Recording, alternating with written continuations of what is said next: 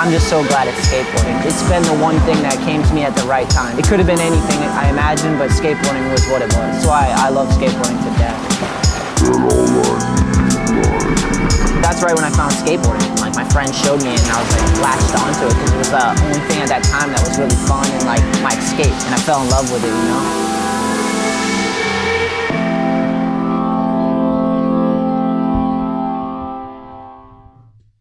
Hell yeah. We back, kid. Yeah, what Sean. up? Hell yeah. Friday. Cheers. Little end of the magic juice for the cheers. Should I get one? Oh, can I grab one? Yeah, dude. I actually had one here for you. Oh, Friday. I'm probably not going to put it up till like, maybe the audio will go up, but most people listen when they get back to work on Monday. Mm-hmm. So just know that we're here for you. It might be Monday, you know, when you hear this, but oh, it's Friday night right here, baby. Oh, podcast time. Nice. The Rockies, too, you know? Mm-hmm. Colorado Kool-Aid. Thanks for bringing those. Got you. Timmy and Adam are out in Colorado.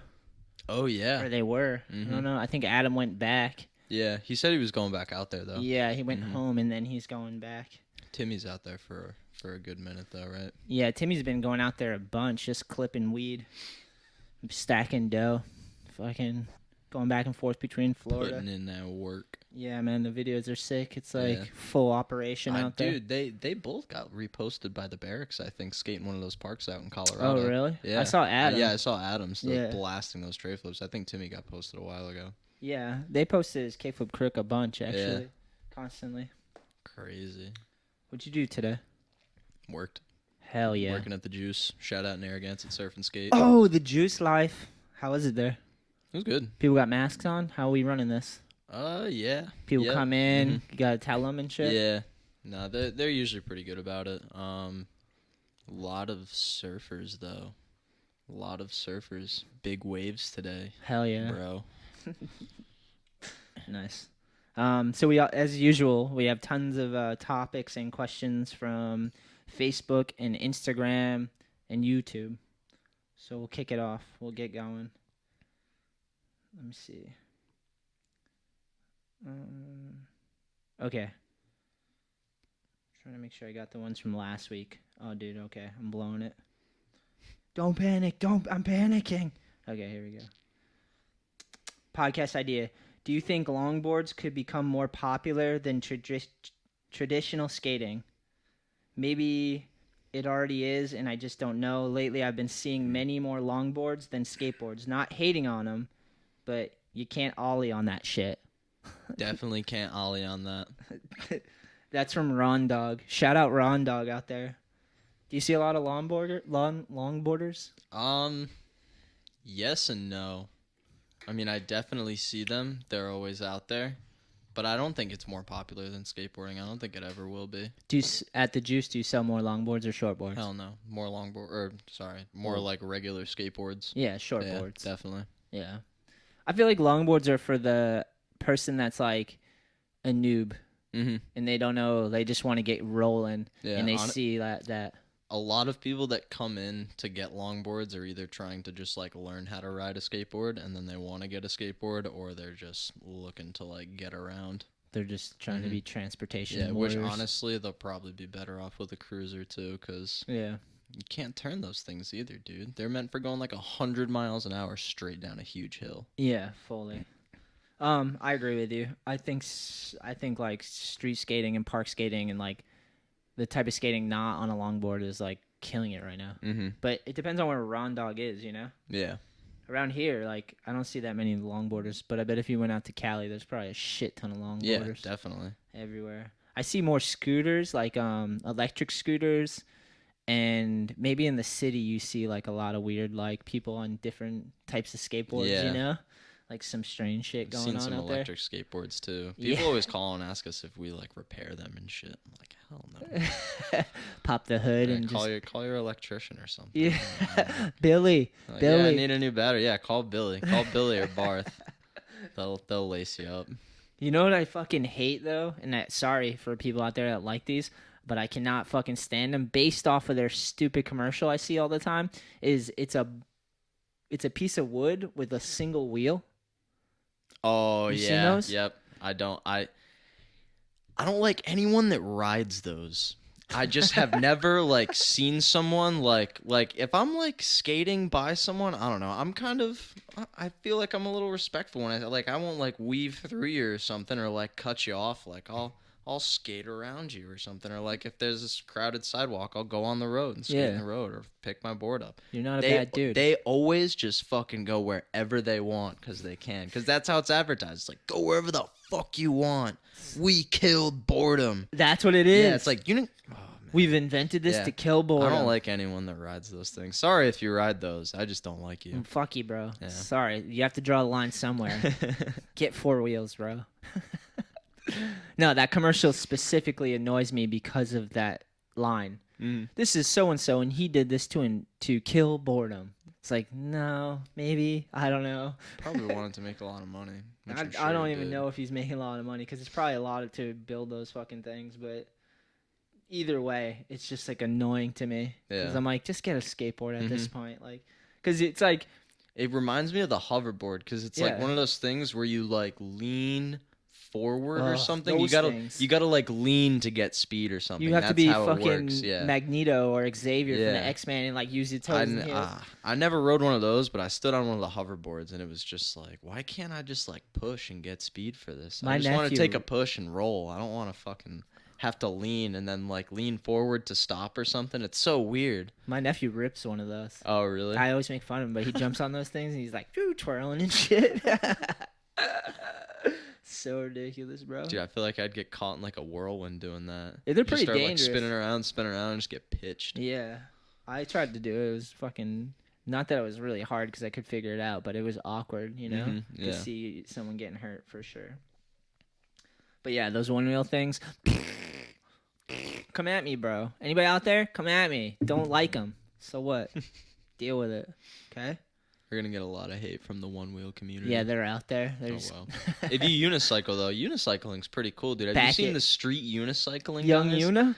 Young Una? I haven't seen that. I haven't heard of Young Una. Hold on. We're pulling up fucking street unicycling. But dude, I've seen some street unicycling that's pretty sick. No, that was Terry Kennedy in like one of the videos. He's like full handrails. Did you see that? I think it's like a Baker video. He's like in Europe somewhere and he sees a bunch of unicyclists out doing street stuff and he's like, "Young Una!" He's just yelling at. No way.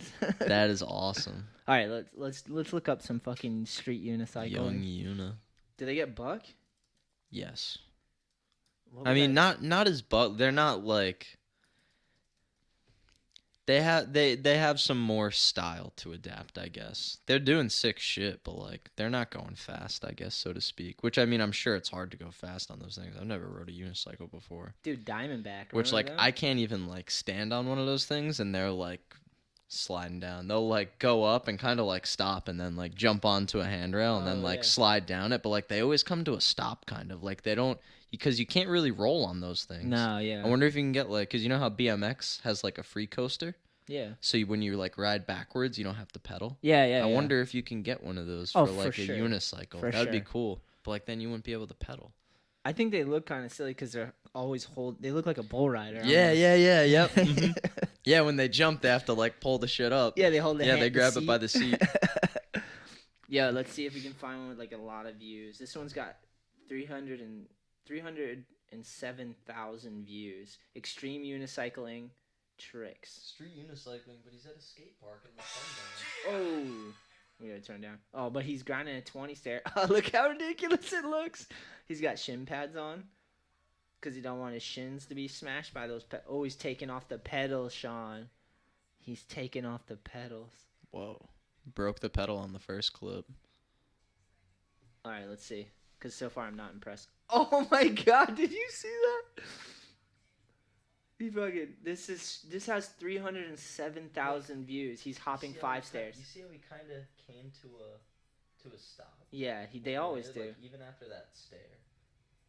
Dude, here, grab your mic. Sorry, I'll pull this back. Yeah, dude. All right, I'm gonna say if you're out there street unicycling, live your life, enjoy it. You're probably a good dude, but fuck that noise. Straight up. I'm gonna put this in the description so you can see this. This is ridiculous. Street unicycling. There's just a fucking The bunch. thumbnail was also him at a skate park. Yeah, it wasn't street So at that all, was very dude. street. Let's see. There, we're in there. They've got some work to do, but I have faith in them. What do you mean? I have faith in them. I think they'll pull together. Maybe wear like baggy pants. I don't know. That's not gonna help. Did you see this 5-stair hop? Look at this. Look how ridiculous and how like it doesn't have any stop. Look at this. It's so jerky and stoppy and like pausing. Oh, that was kind of steezy. Yo, this is extreme as shit. Enough of that, bro. Very extreme. Can't believe that exists. Extremely boring. Thanks for taking me down a rabbit hole, though. Let's see if there's any comments. They're just like, he's my favorite. He makes it look so easy. Hell, I can barely ride mine. For sure, I believe that. Oh, is this the Tank Crotcher trick pack? No, I'm not good at those crazy tricks. Just street. I unicycle and I can bunny hop and go on stairs and rails at the skate parks. My school has a children's circus called the Jim Dandies. Is that for real? If I buy a unicycle, I'll put a license plate on it that says "Dat Boy." Hell yeah, Dat Boy. That boy, he do be on a unicycle. All right, that's crazy, dude. There's probably a whole community of people that fucking unicycle too. Have you ever seen anyone at Edge on a unicycle? I have. You have? Yeah, people brought him and like some of the skaters will just grab him and fuck around. But I've seen people there like bring it and just ride it around. But not like do tricks. Yeah, and not shit. do tricks. Just like kind of Just ride kinda up and yeah, down. yeah. Yeah, it's not like they're trying to get it like that guy. Not like Mhm, young yeah. Yuna. Young Yuna. Speaking of Edge, it's opening up soon, huh? Yeah, they're talking November. They said like middle of October and now it's November, but I think they're gonna do November. Mm-hmm. I haven't Oh, heard yeah. about any of the restrictions though. Actually, let's go to their Instagram and see. I did see them post something about you won't have to wear a mask when you skate, but if Really? you're like, I don't know, maybe going to another section of the park or like getting food or just sitting, you're gonna have to wear a mask. Word. That's weird, but word. Yeah. Dude, Kanye's gonna be on Joe Rogan on Mhm. Monday. Just saying. Who is? Kanye. Oh, Kanye. Oof, yikes. That should be pretty good. All right, let me see. Edge. I love Kanye. I don't know about his political views or anything, but like his first couple albums, fucking epic. Like what he was saying and that stuff. He's a pretty good musician. Yeah, his beats, obviously. The Edge, planning to open back up in the beginning of November. We are putting lots of work and prepping the park with new masonite on many of the ramps, painting all around the park, new bathroom floors, setting up our new website and online store, and of course making sure we are compliant with all the new guidelines regarding COVID-19 to ensure the safety of our staff and the public. There will be new changes to our session times, policies, pricing, etc. We assure you we will keep you updated with more details in the coming weeks. So what did it say? Planning up beginning of November. So that's like that's not a hard date. That's just Mhm. beginning. They gotta open before my birthday, bro. Gotta have my birthday session. And then they have some photos of what they did to the park. Just kind of cleaned it up. New masonite. Yeah, resurfacing. Probably needed it. It's been like fucking how long since the Edge has been closed? 6 months maybe? When did this all Yeah, when did they happen? close? When did this March? start? March? When did they close? I don't know, but when did the Scroll back, it pandemic probably, start? Scroll down, it probably says it. What, like in another post? Yeah.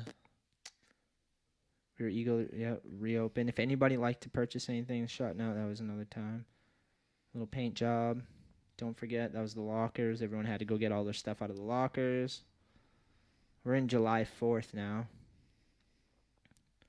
Happy 4th. We are still waiting clarification, so nope. June 2nd. Yeah, I'm sure it's not till like April or something. May 29th.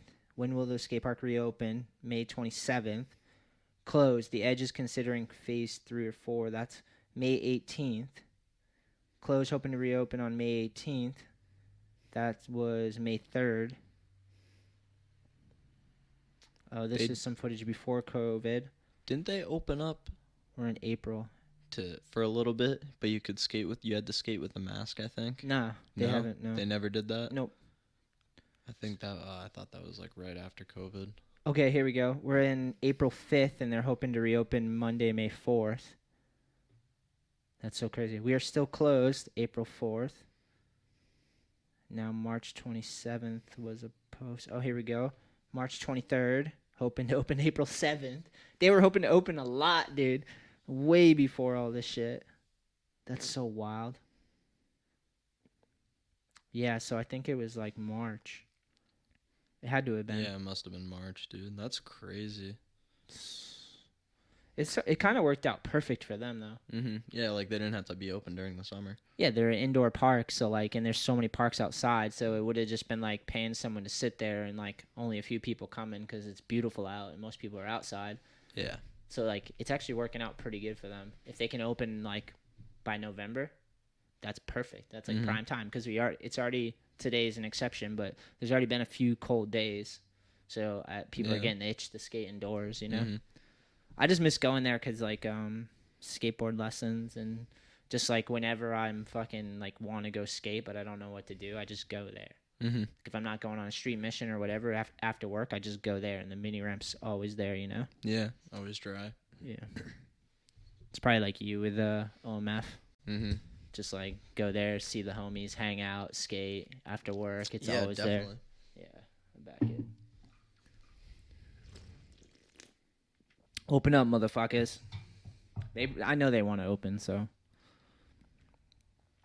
Back to the unicycling. Shout out Chris Hirowa. I don't know how to pronounce that, sorry. All right, Scott Lissenfeld. Shout out to Scott. He's the man. Thanks for the question, too. And also, I deleted it already. I was going to give a shout out. Whatever. Moving on. Sorry. Scott Lissenfeld. What/why did you start skateboarding? Let's do rock, paper, scissors, see who takes that one. 1, 2, 3, shoot. Yeah. 1, 2, 3, shoot. What/why did you start skateboarding? I think I started when I was really young, like very young. I mean, like actually skating. I started going to the skate park when I was like 13, but like I like got a skateboard and was like I want to skateboard like all the time when I was like 5, I think. I like wasn't even I'd probably like just gotten into like preschool or kindergarten or something. Damn, like, 5? Yeah, I really liked riding a bike, and then I didn't like having handlebar. Like I just really liked having a skateboard. I had like a really steep driveway. It was just like super fun to ride on. But then I got I would always go get like there was like a movie rental place down the road from my house. When they used to have those? Yeah, when they had those. It wasn't like a I don't know, Blockbuster or anything. It was like some like older lady owned it that my mom knew.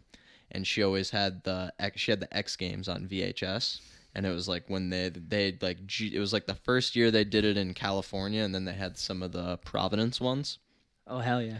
But there was like the street section, and there was the half pipe and stuff. But she had copies of like motocross and like BMX and stuff, and I would always just grab the skate ones because I was just like, damn, this is sick. That's it. So that's probably when I went in and why I got into skating when I was like 5, just because it was like, I don't know, mind-boggling to me. That's so funny. Because like I don't know, biking and motocross was like they had handlebars. It made more sense for what they were doing. Skateboarding just like didn't make sense. It looks way cooler. It looked way cooler.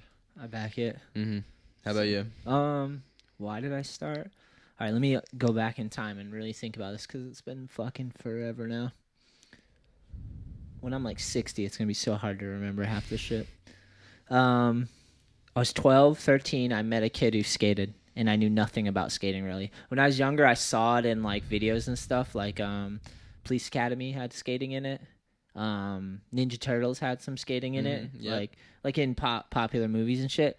And I always thought it was cool. I was like, but I never really, like, realized. I never even really thought about tricks and, like, me doing it. And then I just met this kid, and it was at the time when, like, where was I living? New Hampshire. So I was living in a trailer park, Green Hills, in New Hampshire, Raymond, New Hampshire. Mom was a mess.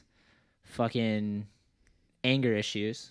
So, like, go to school, didn't want to be there, get in fights, like, fucking just mad. experimenting with like a little bit of drugs here and there. Nothing serious, but just like being self-destructive because I was like angry and didn't have my father. Mom was fucking off doing drugs, and I'm living in the trailer park, which wasn't that bad, but it's still like a bunch of kids with no fucking adults because a lot of the adults are just doing drugs, hanging out, or the kids are doing drugs with the mom, the cool parents, you know? It's like, so there's a lot of idle time and shit to do. And, but I was kind of anti everything because I was angry, dude. I tried to get into being self-destructive and like hang out with the kids that were kind of the cool kids or whatever. They're like, but I couldn't really, like, I was too optimistic, I think, because I like couldn't do it. I like wanted to do it. Like, I tried. I like posed being like a bad kid, you know? Like, I really did. I got into fights just because I was like angry, but I didn't really want to fight. I was just like, didn't want to talk to people, and then shit would happen, and then I was emotional and just like had so much pent up, but I would cry every time because I don't want to fight nobody, you know? I don't want to fight, but I did, you know? Yeah. But basically I met this kid Dale with all that going on in my life, and he had a skateboard, and he just like I actually went to like hang out with his girlfriend because we were in the trailer park, and I met this girl at the time. I want to say her name was Isabel. And I was going there just because I thought she was cute. I didn't know she had a boyfriend, none of that shit. I was just like, oh, go hang out. I talked to her, said hi, whatever. So I'm going there. I get there. Her boyfriend's there, Dale. And Dale has a board. And honestly, like, it was just as good as if I actually hung out with this chick because I was like, what, dude? And he showed me kickflips and shit. And instantly at that, I was like, he's cool to me. He's showing me all this shit, and he's like trying to give me an extra board. And he literally that day asked me to sleep at his house. It's like, my mom said it's cool, bro. How old were you at the time? 12. You were like 12, 13? Damn, yeah. that's sick as fuck. But he like his mom and dad had split up, but his mom was doing good, and she like had a new man, and they were doing good together. So he had like a stable home situation, and he kind of knew I didn't just because like he met me and like it was obvious at the time. And he just was like, yeah, you want to stay over? You want to skate? I'll give you an extra board and all that shit. And I was like, fuck yeah. I just had nothing else to do. And I was just like so blown away with the fact that you could actually get the thing off the ground. Like I saw it in person instead of just seeing it in unattainable, like on TV and movies and shit. It was so unrelatable. But to see Dale doing ollies and kickflips and like how cool he was to me, I was just like, dude, that's the fucking sickest thing ever. And then from there, it was like nothing else. Yeah. All consuming of your life, and you're like, you become a creator with it after a while. Seeing it in person is crazy too. I remember it was like probably the same time. I can't remember if it was before or after. I can't remember if it was I had been to OMF and seen people skating, and that's why I wanted the skateboard V8, like the X Games skateboard. That VHS. OMF park has been there that long. Oh yeah, dude, it's been there since like, well, not the 90s, but like definitely like the late 90s. And it was just a prefab though. Yeah, that's so wild. It was just like that concrete section up top. But I can't remember if it was I saw it there and I got hooked on it. I know going to OMF and seeing skateboarding there got me super hooked on it. Yeah, definitely, for sure, right? Yeah, it's so a whole different thing when you watch it in person. It like blows your mind. Even if it's like basic shit, like now you go to the park, you see someone like struggling to get a kickflip, you wouldn't be that impressed. You might be hyped, but you wouldn't be like, wow. But like then, that's probably all I was watching was like Dale try 6 times to land a kickflip. But I was like, how the fuck do you do that? Yeah, like I can't even understand the concepts, you know? Dale's still my homie to this day. Shout out. And his last name's Raymond. Dale Raymond from Raymond. Yeah. Oh, yeah. And he's just the man, dude. His family like kind of just like took me in and let me stay with him a whole bunch. His mom always thought I was like the trouble kid, and she always trusted all the other people that he hung out with that were doing like acid and like doing all the sketchy shit. And she thought I was that, and she liked all them. She like had it completely backwards for a long time, dude. And it was weird. I think it was just because like I was like my mom was a mess and like I looked like a mess, you know? So she just kind of assumed, you know? Yep. She like apologized years later and was like, I didn't mean to be like that, you know? I was like, nah, no worries, man. I get it. Did you hear that? I don't think anyone else hears it but us. Hell yeah, Scott. Shout out. Thanks for that question, man. What did you start skating? That was weird. What was your first board? Is that Zared? Oh, that's what you're saying. Yeah, that's sick. This is a Zared Bassett Zoo York board. It was like black and gold. Do you remember Trucks and Wheels or anything? Royal. I think I had Royal trucks and Spitfires. Hell yeah. Solid setup. Mm-hmm. Shout out Zared. Yeah, I kept those trucks and wheels for a while, actually. I think I just got new boards for probably 5 or 6 years, you know? Yeah, you can run them. Yeah, you can ride those for a while. Mine was especially when you're that age. Mine was like a SMA, which was a Santa Cruz eventually. It's Santa Monica Airline. Oh, okay. It was like an older board. And then I probably had trackers or gull wings back then because that's what was around. Don't remember the wheels. We actually have trackers and gull wings at Juice. Hell yeah. Because they're still doing it. Yeah, when indies went, I don't know, they had that little lull in production. Oh, because of distribution or something, whatever. For sure. We couldn't get indies for a while. And we were like, all right, well, the only 129s we can get are our trackers, and the only 150 and 169s we can get are gull wings. Damn. It was pretty funny, yeah. Dude, people are out there riding. Yeah, we had moms and dads come in and being like, "You still have these trucks? These are the trucks because the kids would be like, "Do you have Thunders or Indies?" And we'd be like, "No, we only have trackers and gull wings." And the parents would be like, "Really? You have those? I had those when I was a kid." And like, "Yep, they're still around." Would you find them in the way back? Yeah, I know.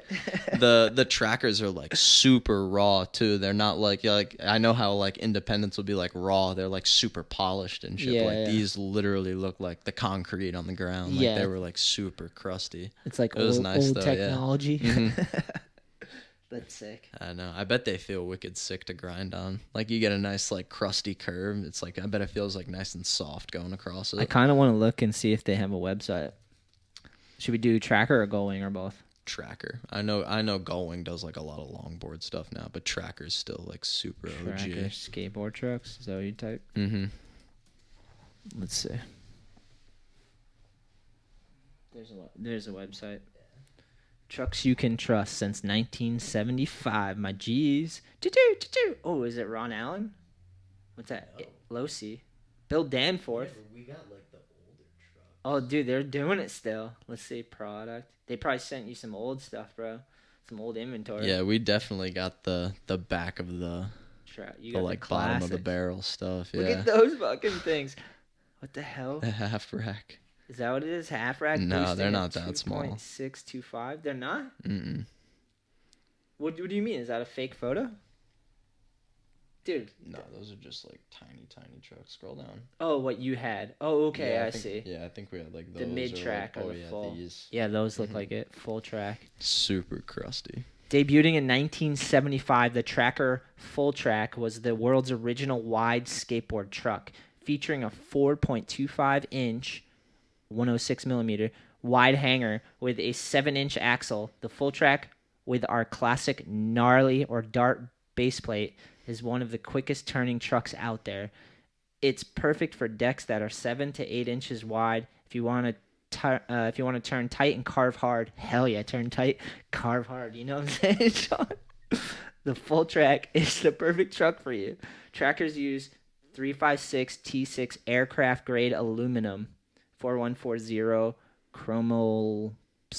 How do you pronounce that? Chromoly steel axles and grade 8 at kingpins on all our trucks. Every part was proudly hand built and inspected in the USA and comes with a lifetime guarantee. Damn, lifetime guarantee? I'll break that kingpin fast, son. You'll be sending me a bunch of trucks. The original skateboard truck came with a 7-inch axle. Or the original wide skateboard truck came with a 7-inch axle. That's crazy. Yeah, that is crazy. Because wide is 8.5 now, right? Mm-hmm, yeah. even bigger now. Yeah, 8.75. 9. Yeah. Well, yeah. The extreme end of that one.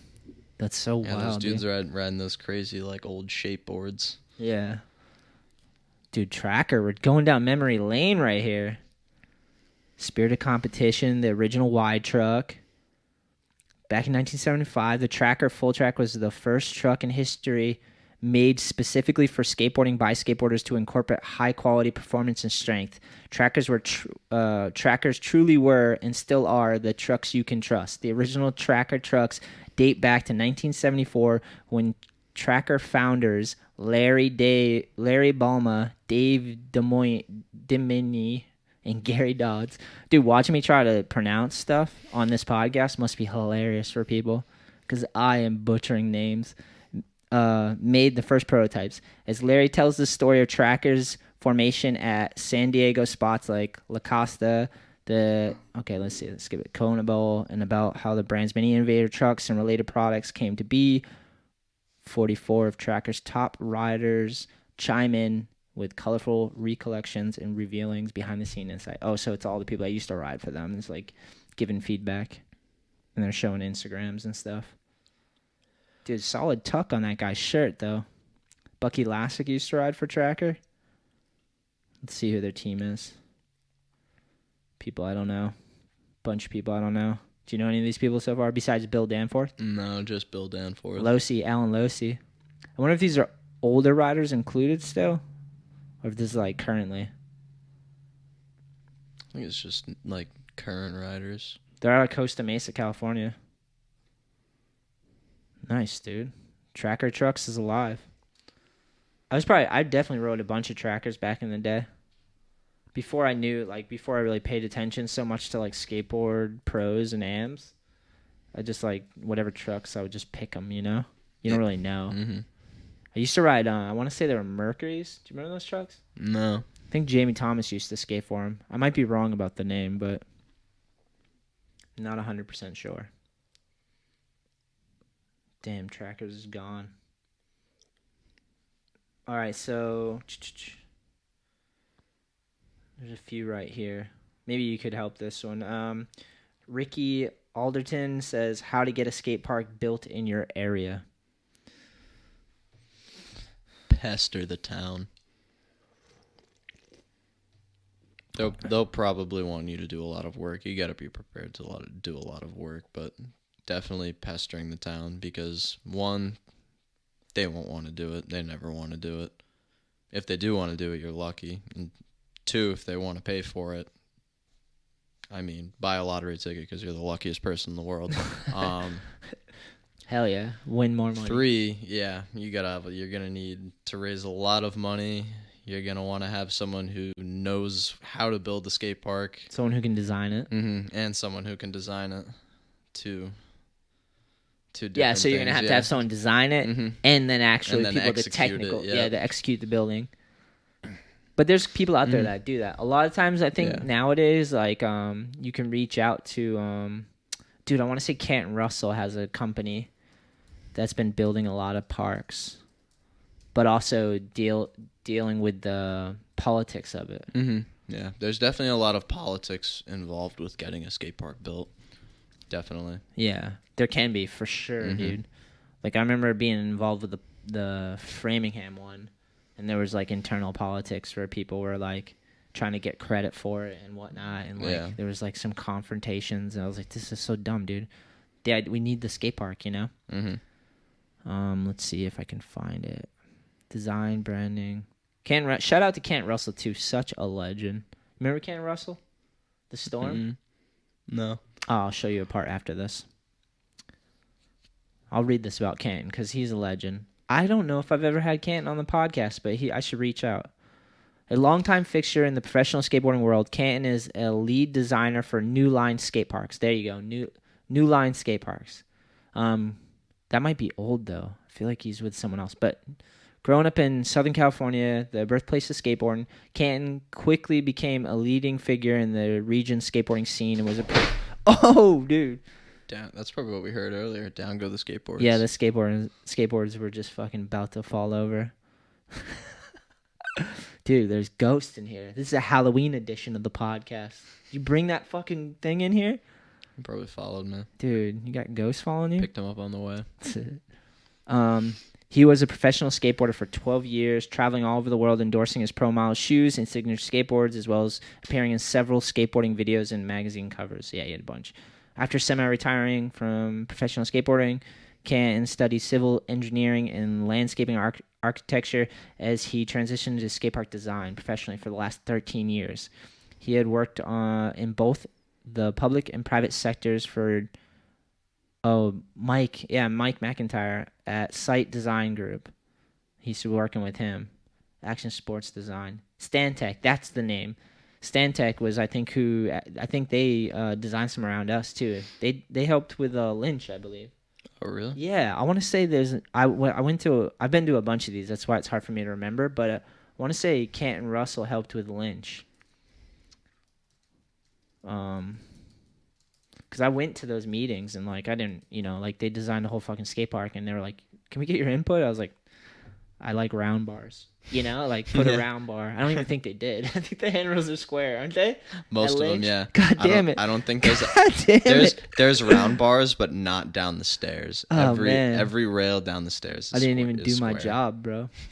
Yeah, it was Canton. Here we go, Boston Globe. I went on when I was like, I must have been 12. No, younger than that. I was in 5th grade.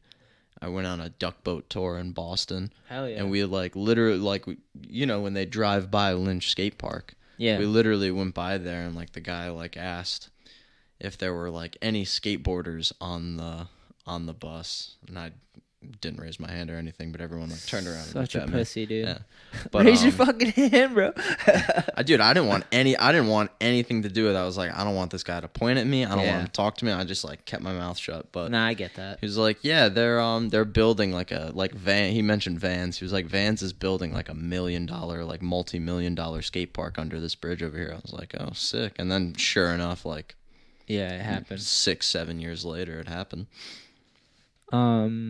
I found an article about it, actually. Cambridge. A few things stood out immediately for Kent Russell after he emerged from the depths of the Pro Bowl. Oh, this is just him going to Lynch Family Skate Park. Hold on, let me see. Russell now works for the engineering and consulting company. Stantec was instrumental in the design of the park in East Cambridge beneath the highway ramps near the Zankum Bridge. It's Zankum, right? Say that right? On Wednesday, he was the first person to experiment with various elements of the skateboarder's heaven.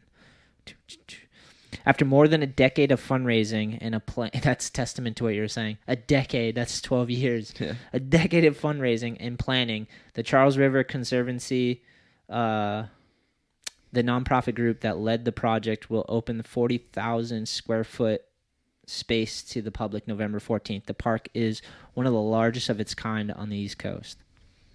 Named after the Lynch Foundation, which donated $800,000, the concrete playground features the Pro Bowl and 2 other bowls of lesser difficulty, hard ledges, and angled railings, which were not round. It's fine. One unique obstacle is a small volcano of bricks, modeled after what was a once popular spot for skateboarders outside the Boston Hospital. Did you ever go to those banks, the volcanoes? No, never you missed skated it? them. Yep. Dude. Before my time. Do you cry yourself to sleep sometimes? Most nights, regardless.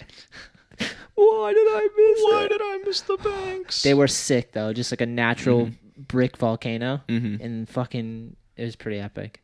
I only skated a couple times.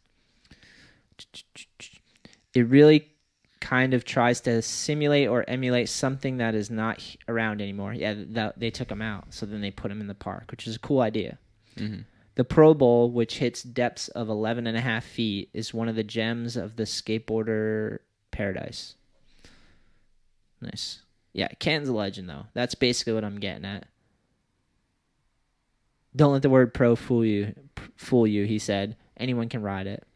It's a pretty sick park, man. I have fun every time I go there. I don't go there enough to, like, get sick of it. Mm-hmm. And it's so big, 40,000 square feet. Vans must have kicked in some dough, but dude, the Lynch Foundation kicked in $800,000. Yeah, that's crazy. So it is like, what'd you say, multi-million, right? It's like many $1 million. Yeah, it's gotta be. The place is huge. Let's see if we can find how much money it actually took. But with anything in Boston, it's like really hard. Like the Big Dig. Remember the Big Dig? The fucking tunnel that they were digging in forever? No, that was fucking took forever. Everything takes forever there. Let me see. You don't know about the Big Dig, dude? No. You're so fucking young, bro. From Rhode Island, Cad. Oh, that's true. There's a tunnel in Boston that they were just building, and there was like a bunch of corruption. Like people took the money. Like, it's all rumors. I don't really know what happened, but like they were building this tunnel. It was like a game changer for the city of Boston for like, I want to say a decade or more, maybe longer. We're going to find out. But yeah, there's a bunch of scandals behind it. I don't really know enough about it, but let's see. The Big Dig. Damn, I can't believe this is something I only know about it from hearing people talk about it. Like, I never really looked it up. There's a documentary about it. Big Dig, here we go. Wikipedia page.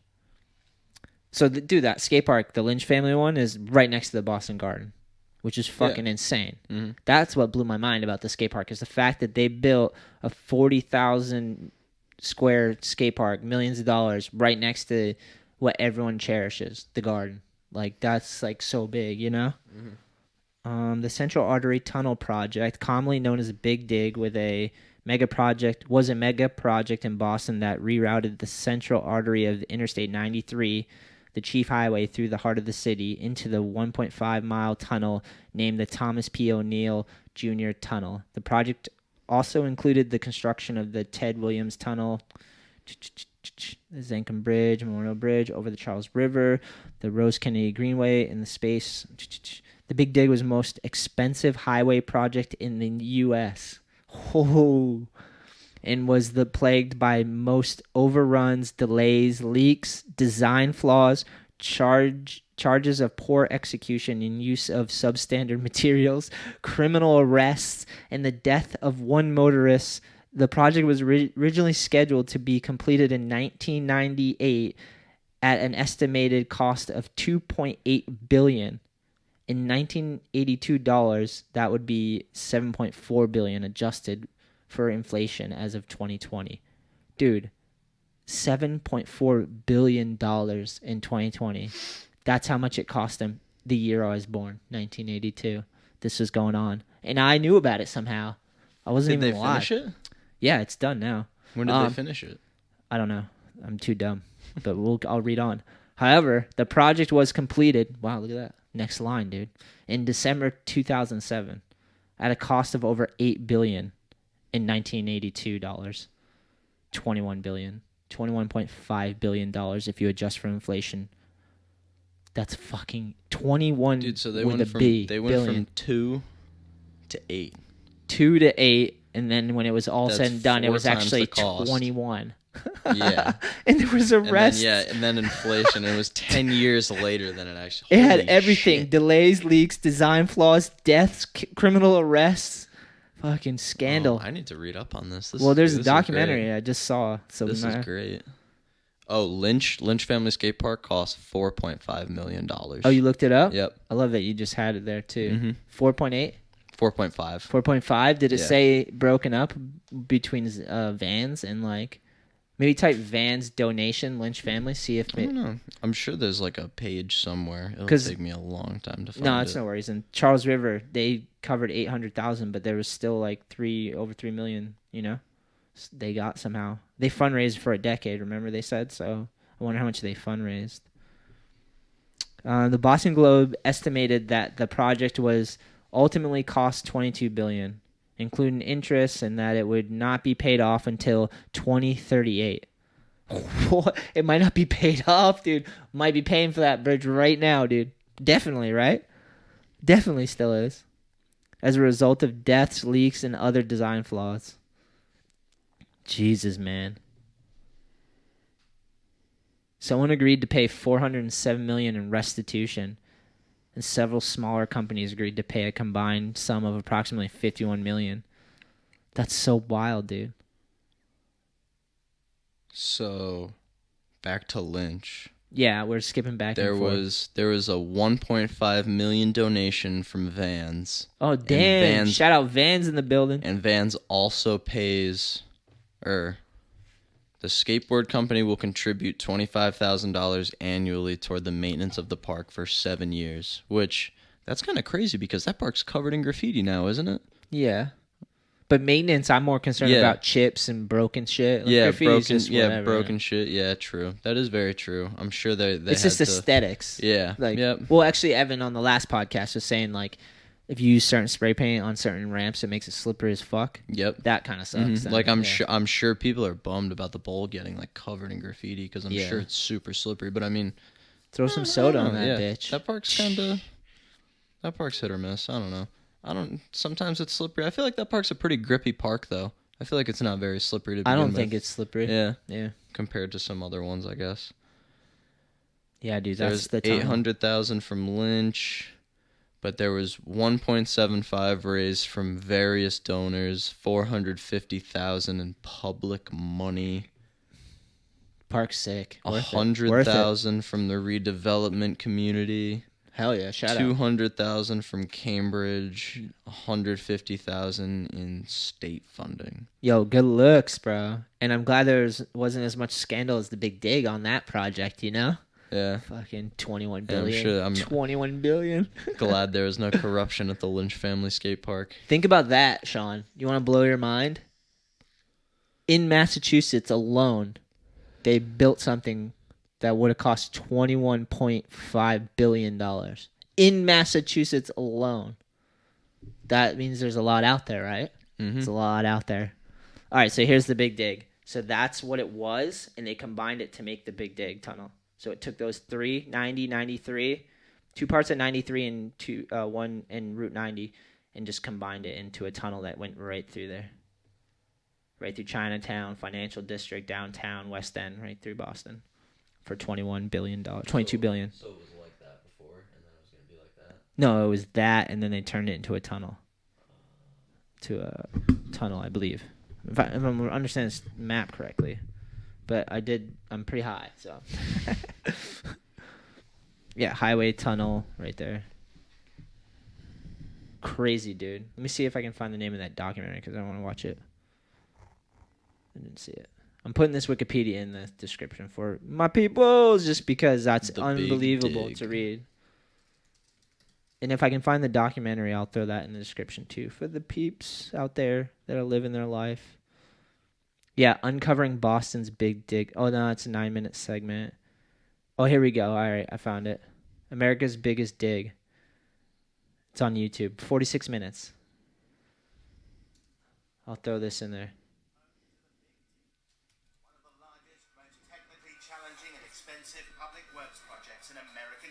Why didn't they get like a guy from Southie to narrate this? What do you got, like an English guy? Dude, you got to find Bob. Kid, it costs like fucking $1 billion to cost. That's 22 like, fucking billion. Dude, you know how many fucking iced coffees I could buy with that? Extra.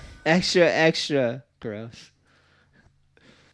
Yeah, why do you have a British guy fucking there? Jesus. Yeah, that was so. Wonder who the company was.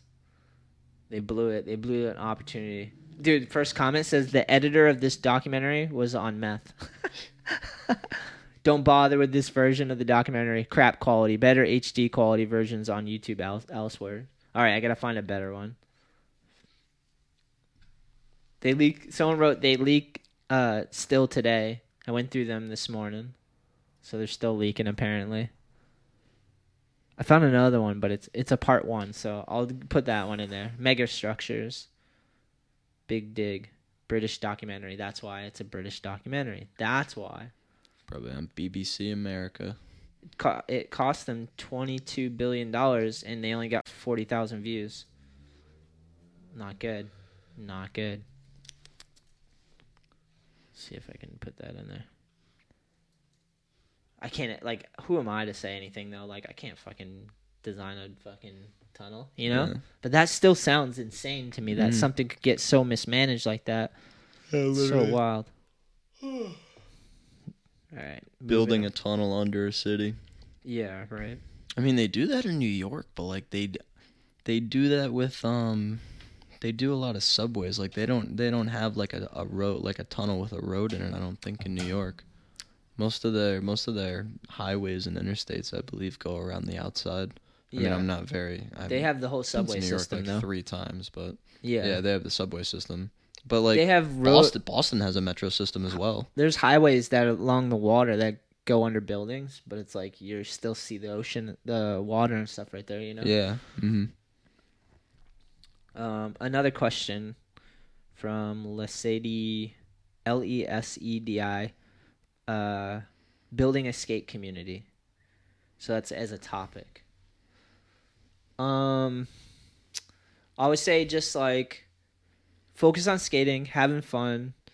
If you go to a local spot, whether it's a DIY skate park or a skate park or just a street spot, if you start linking up with people, you're already building a skate community. You know, friends that skate. That's a skateboard community. Yeah.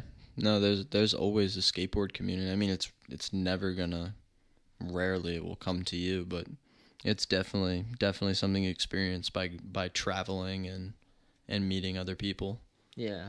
And if you're in a small place where there's not a lot of skateboarders, just share skateboarding with people that seem interested, and then you'll have a skateboard community. Yeah, you'll have exactly. a bunch of people that are like, that's cool as fuck. Yeah, share skateboarding with other people. Yeah, that's the best way to grow it. We did that back in the day in New Hampshire because, like, Dale, I think half the reason he gave me the board was because there wasn't many skaters or any. And he, like, converted me because I was like, damn, this is sick. You know? Yeah. And, convert some people. You see someone riding a scooter or BMX, be like, hey, man, try this skateboard. It's pretty cool. Hand him a unicycle. Yeah, give him a unicycle. Young Una. Una. Nah, yeah, just, like, share it if people are interested, you know, and everyone seems to be interested. And then you got a homie to skate with and learn with. Yeah, Skating exactly. is fun, like, with other people, too.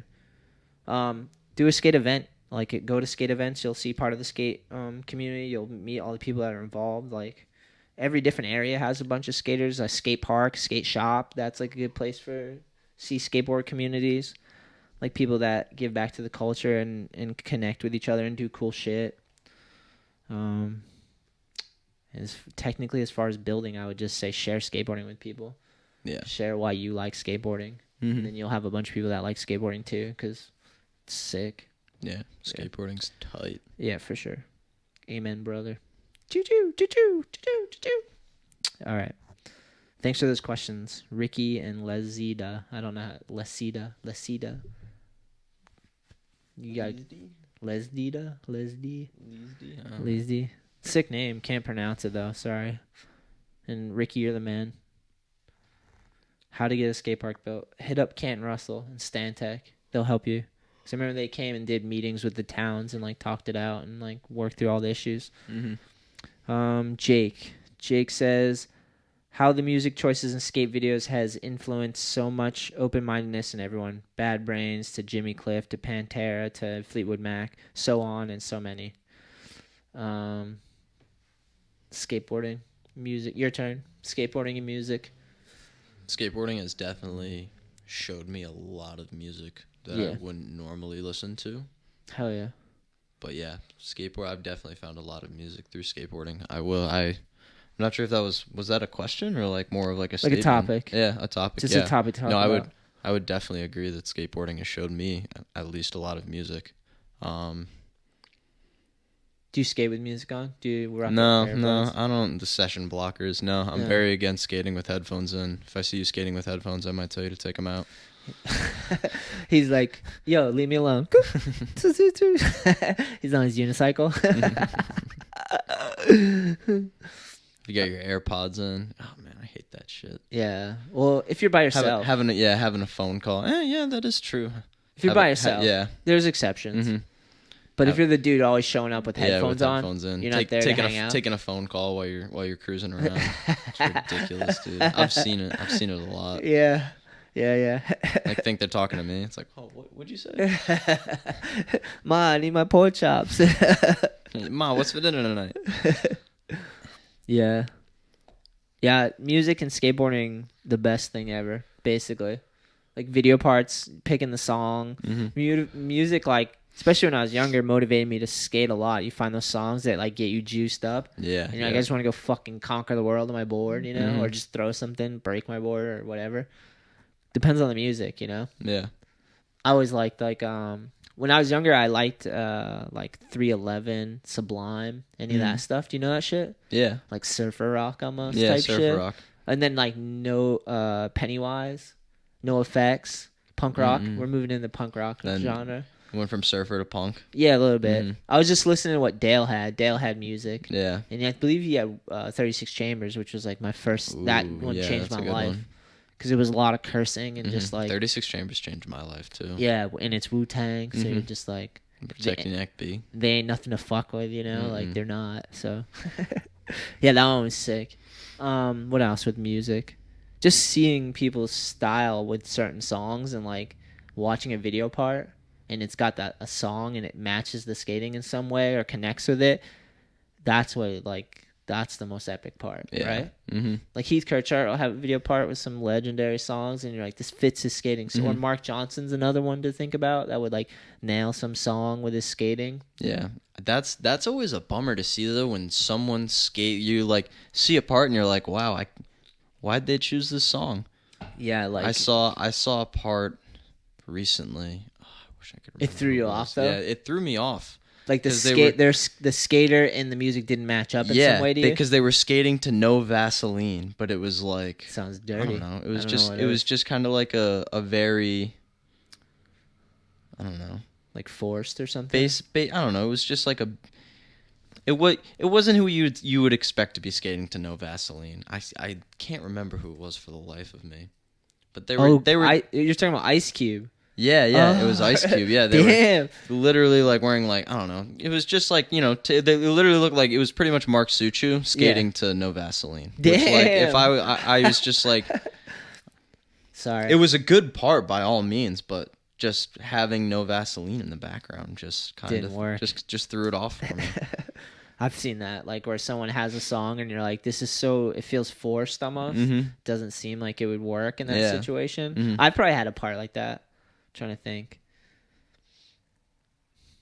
There was a time where like I didn't in skating where like I didn't find my style yet, so I was like trying things on and like I didn't really like find it, so I had things that I was like, this is what I want, and then I look back and I'm like, no, it didn't fit at all, you know. It takes a while to like find your style, especially with anything, so like sometimes you force things, you know. Pick a weird song, but I mean whatever, that's fine if you have a lot of video parts, you know.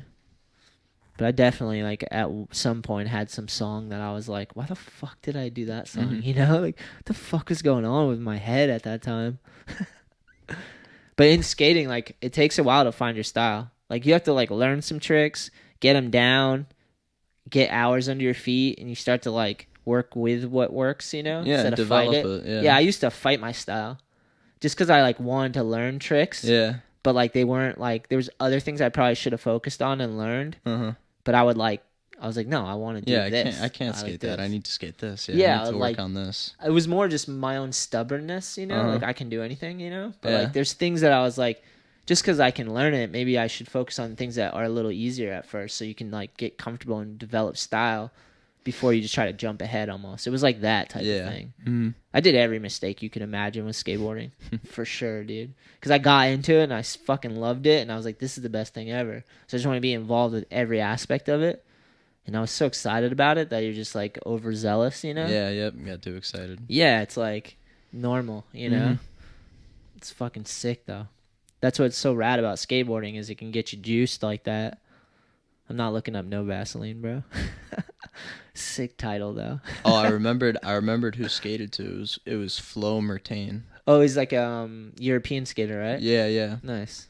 But like skinny white dude, just not it's basic, real but it rough. was it was ledge tricks, and that's a pretty rough song. Yeah, it's pretty hardcore. Sick though. I kind of stoked now. Yeah. Like I would really like to watch Tiago skate to that song. I feel like that would be a good mix. Yeah, there you go. That's a good one. That dude killed it too. Yeah, dude. Or still killing it. Shall we move forward? Move forward in space and time, Sean? Always. All right. Through. Roland Spence says, keep skateboarding out of the Olympics. That's the topic or just a general subject or something he's saying? I think it should be in the Olympics. Put a new aspect into it. Have professional athletes, like a literal sense? Yeah, literally. Do you think it should be in schools? Like basketball? Basketball's in school, right? You have to try out, make the team. I don't know. Some schools are cool with that stuff, but like I don't know. Can you control it that much? You can't. I guess You if can't. you build a skate You park. can't play like hockey and stuff.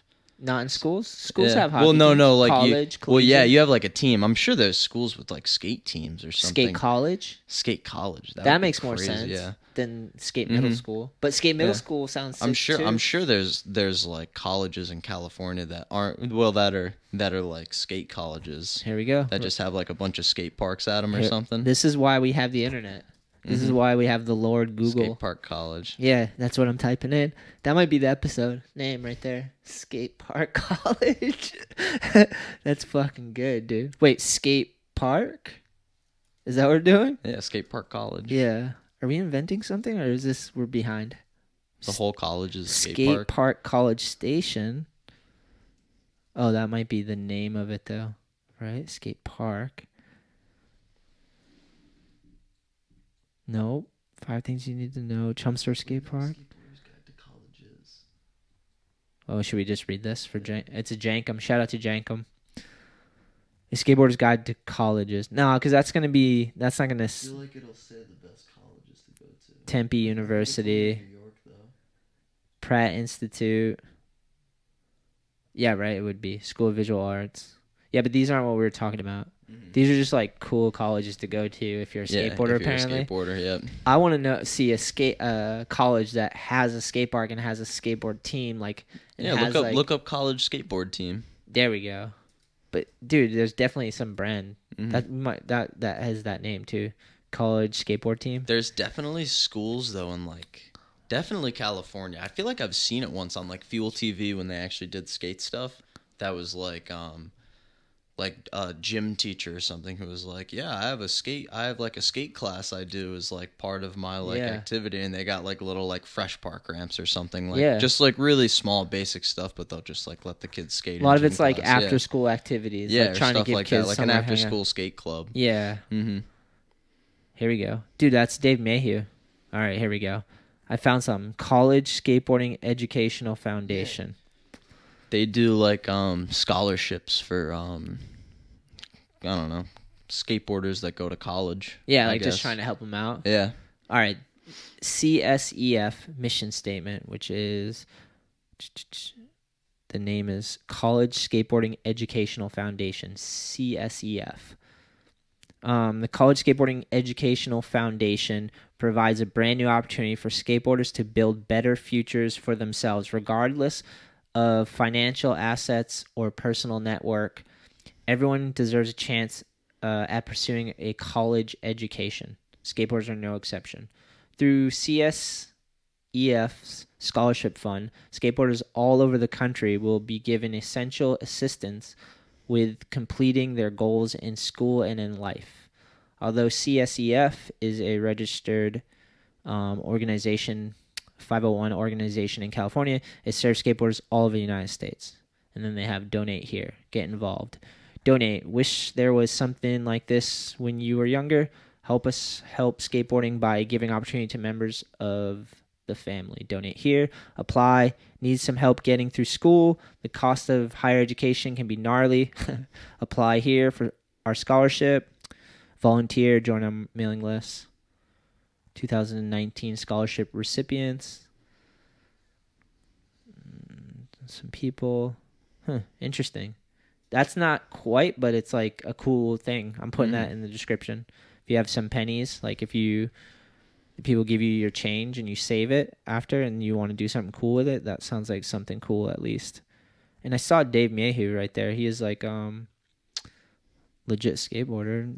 He's been do you know who Dave Mayhew is? I've heard the name before. Dude, you seen The Storm? No, video? I've never seen it. You've never seen The Storm? No. What the fuck, dude? Really? I know what I'm doing tonight, though. Yeah, dude. Are you kidding me? You're skating and your type of skating and you've never watched The Storm? Never. I'm about to blow your fucking mind, dude. Really? Never. I don't even know if we can be friends anymore. Oh, sorry, dude. Dude, we might have to figure something out. Like maybe only on the weekends or something. Yeah. We'll be friends after tonight. All right, well, let's Wink, give wink. it some time and see. But the fact that you haven't seen that is like, I don't know how we're friends. I'm going to give you a little preview because there's got to be like the intro is just heavy as shit. You know, do you ever rock the D3s? Osiris D3s? Wow. Fucking wow. With your style, I just assume you knew all this. Mm-hmm. No, I've never. Never seen the storm. You're blowing Never- my mind. Never worn an Osiris. Makes me D3 like your either. skating though, because like you weren't influenced. Like this was, I like the storm. It was a sick video, but like thought it would just influence you, but you just found the vibe on your own. What were you saying? You never had what? Never had a D3. Oh yeah. I'll give you a little preview of this. Most people out there know the storm. I'm pretty sure. Tons of rippers though. This was like when skating got too tech. It was fucking epic, but it was too tech, I felt. At least for my liking. If you want to ledge tricks galore, this is where you've come to the right place. Longest intro ever though right now, right? Would you hurry up? I just want to read the Osiris team at this time. These guys were all my heroes. Just letting you know this right away.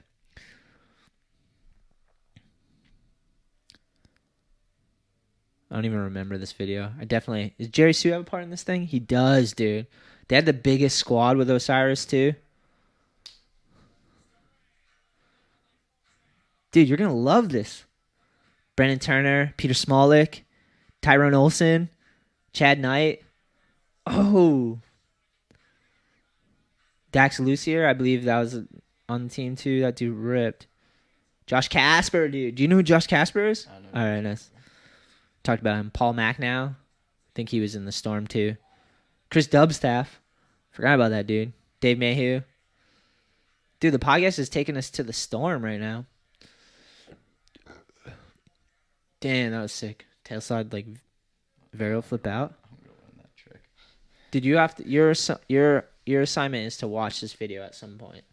I'm gonna watch it tonight. Yeah, please, cause like tell me how many tricks you've never seen that are in the video. Try to remember if you see something you've never seen before. Let me know if there's anything in there. That was the first time I've seen a front tail varial flip. So fakie. already, Yeah. dude, right off the bat. Dude, like I hate skateboarding. Well, no, I don't hate skateboarding. I hate how people get mad about skateboard trick names. Like, would that be a tail slide varial flip to fakie, or would it be a tail slide kickflip body varial? Dude, Like, you're blowing my mind, bro. It's don't too get tech. it. That's what I was saying. Yeah, That's too when it tech. gets too tech for my Yeah. mind. I can't even Uh-huh. think it out at that Yeah. point. But it looks sick. That's when you just say, you know what? Just watch the footy. Yeah. We don't have to. I don't know the technically- name. Just watch it. Yeah, like there's a lot of tricks. Like when last podcast with Evan too, and we were talking tranny tricks, and I was just like trying to figure them out in my head. I was like mostly street skater, but I didn't get the storm tech. You know, it's flip in, flip out, but never flip in, flip out. Yeah. I don't think I've ever done that.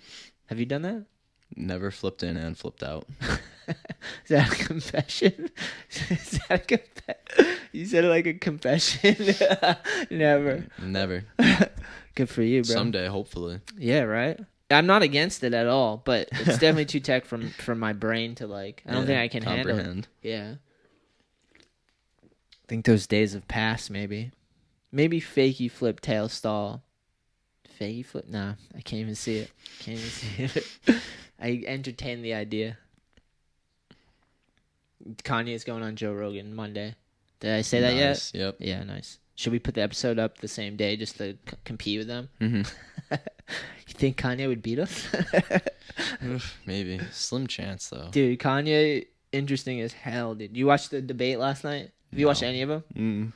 I'm going to say this about the debate last night. I actually enjoyed it other than the first. The first one left me hopeless. This one, at least I didn't feel as hopeless. I was kind of like...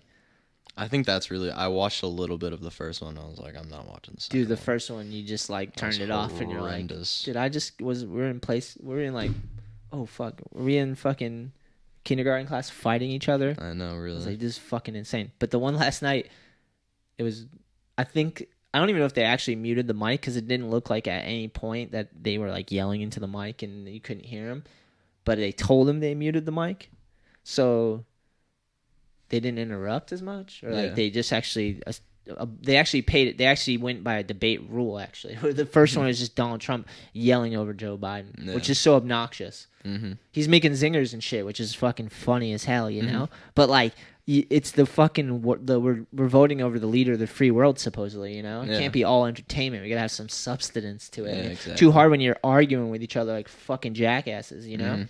So, but last night they actually like held to it, because even Joe Biden in the first one was doing that shit a little bit. Yeah, yeah. Whether Donald Trump forced him they to were, or not, they were going. both They did. were going at each other, like Yeah, yeah. they were on the playground in But yeah, elementary school. last night it was like somewhat of a civil conversation where it was like they disagreed, but they got their points out. Yeah. You know, Mhm. and without so much fucking theatrics and drama, which was nice. Didn't really like do anything for me other than just like not feel completely hopeless. Mhm. You know, because that's the feeling you get sometimes when you watch that Oh, yeah. bullshit. You Yep. know, my G's. But it's all good. We're gonna be okay.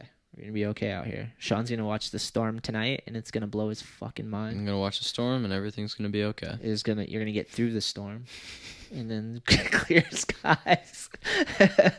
You know what I'm saying? When you round off towards the end of that video, you're gonna be like, "Holy shit! What did Shetler just do? He just gave me the fucking immortal blessing of the storm," and then we're gonna be bonded through this. Bonded through the storm. Hell yeah.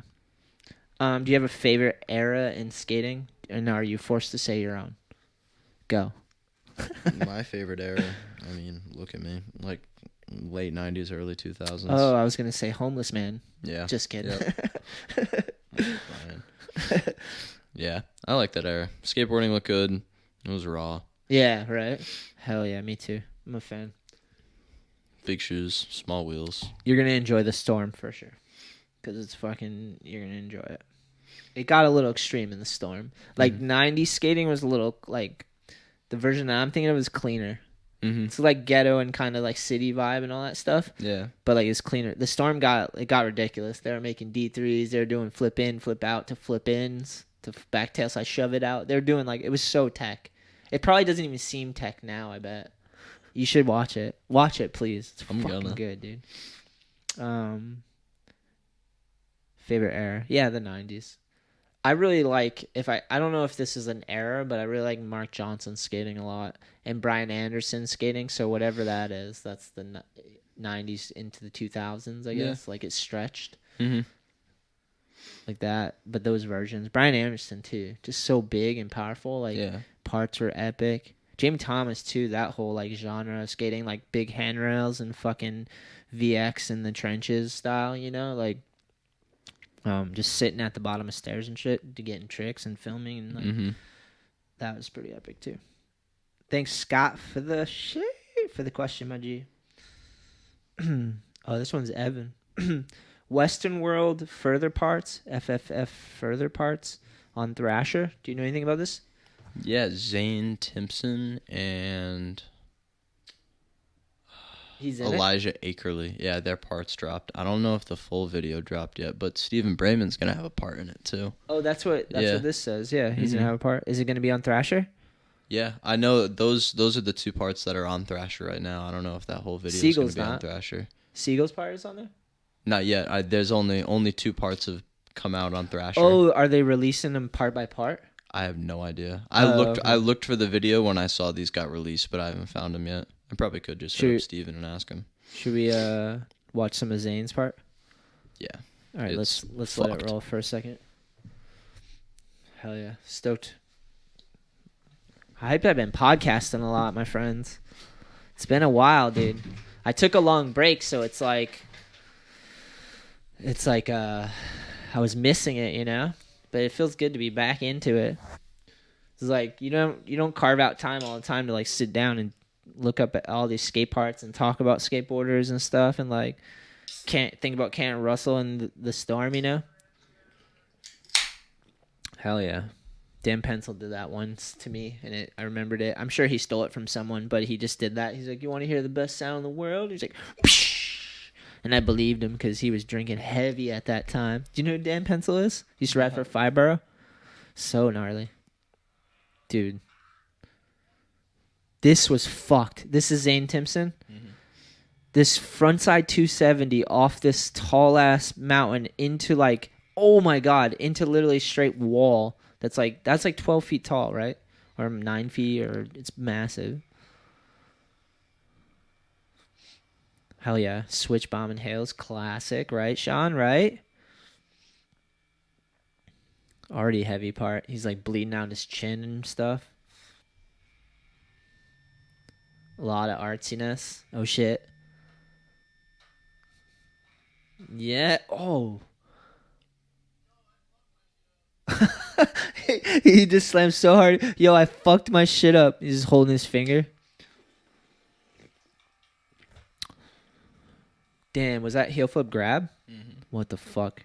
That was fucked too. Nose stall up on a fence. It was shove it nose stall. Was it? Yeah. Damn. Was that no comply lip side on that fucking rink on spot? Nose blunt. That was nose blunt? Or not no comply, or boneless. Boneless, I'm sorry. I think I fucked you up.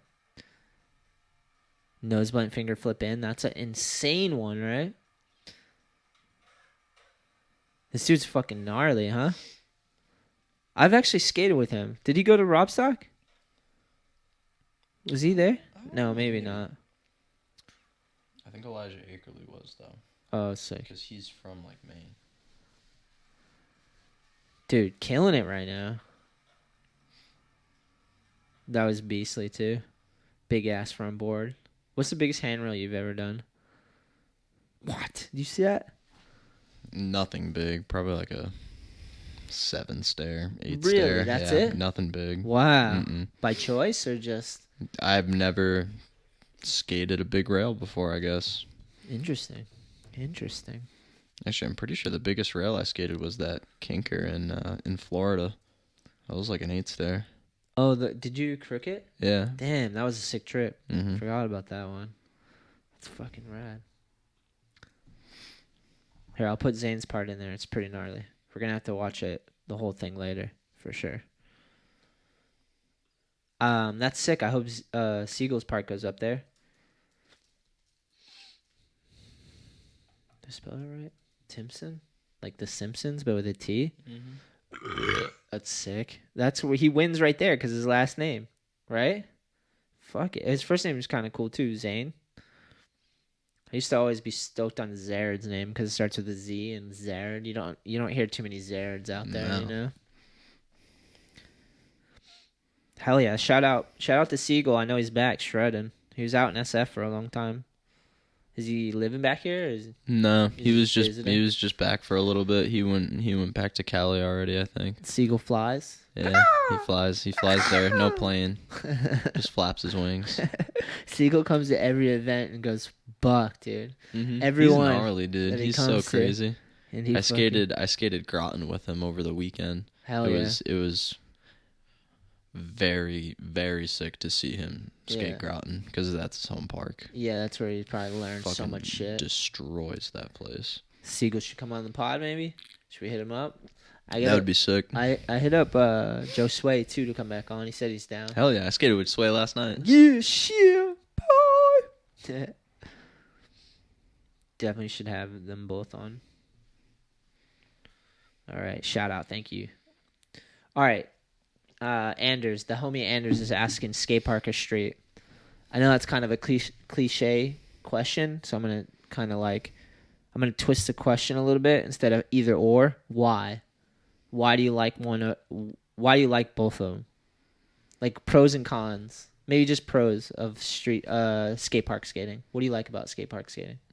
I mean, I won't say you can't get kicked out because like Idiots have proven you wrong. Yeah, I've been fucking proven wrong many a time. Yeah. But Fucking idiot cop try to kick people out too. yeah, it's like a controlled environment, I guess. I don't know. Yeah. I mean, I wouldn't say I'm more comfortable skating at a skate park, but I'd say it's a little bit. It's a better place to learn tricks sometimes, I guess. Definitely. I don't know. It's a controlled environment. Yeah, yeah. It's a controlled I agree skateboarding environment. I agree 100%. That's why it's, I don't know, better than the streets, but it's not better than the streets because it's not the streets. There's stuff you Yeah. can do at a skate park that's going to be easier than if you found some crusty random thing in the street that has some random cracks and like Yeah. a skate park is like skating a ledge at a park versus skating one at a street spot usually. But I've definitely learned tricks at a street spot. just because a street spot will make me skate something a certain way that I wouldn't be able, or either wouldn't be able to or wouldn't have to skate it that way at a park. Or it's just like, I don't know, the rail I'm skating is super bendy, so I can pop off it higher. And I was like, oh, maybe I'll do a back 180 instead of front 180. All right, yeah, like some shit like that. What about street skating? Street skating is sick. Yeah. Like, what's your favorite thing if you had to describe it? Favorite, like, spot to skate? No, just favorite thing about street skating. Favorite thing about street skating? No pressure. It's in the street. I don't know. Yeah. It's like not where you're supposed to be. I don't know. It's like the whole factor. I don't know. It's kind of where it belongs, so to speak. Yeah. Just yeah, I agree. I think like getting kicked out's fun sometimes because you're not supposed to be there for sure. Yeah. That ties in with it. Mm-hmm. Yeah, there's a whole nother factor that comes into skateboarding when you're not at the skate park, and that's why you interact with everybody because you're out like if you're trying to film and get clips, you're at some spot you might not supposed to be at, but like people are walking by talking shit, hanging out. There could be tweakers, you know, it's kind of you're out in the wild. It's an experience. Yeah, I mean the skate park is an experience. I mean some skate parks are more of an experience than others, but like generally a street spot will be more of an experience. Than if you just go to a skate park. Cons of street though is getting kicked out. Nothing's worse than like when you really want to skate and you don't get to.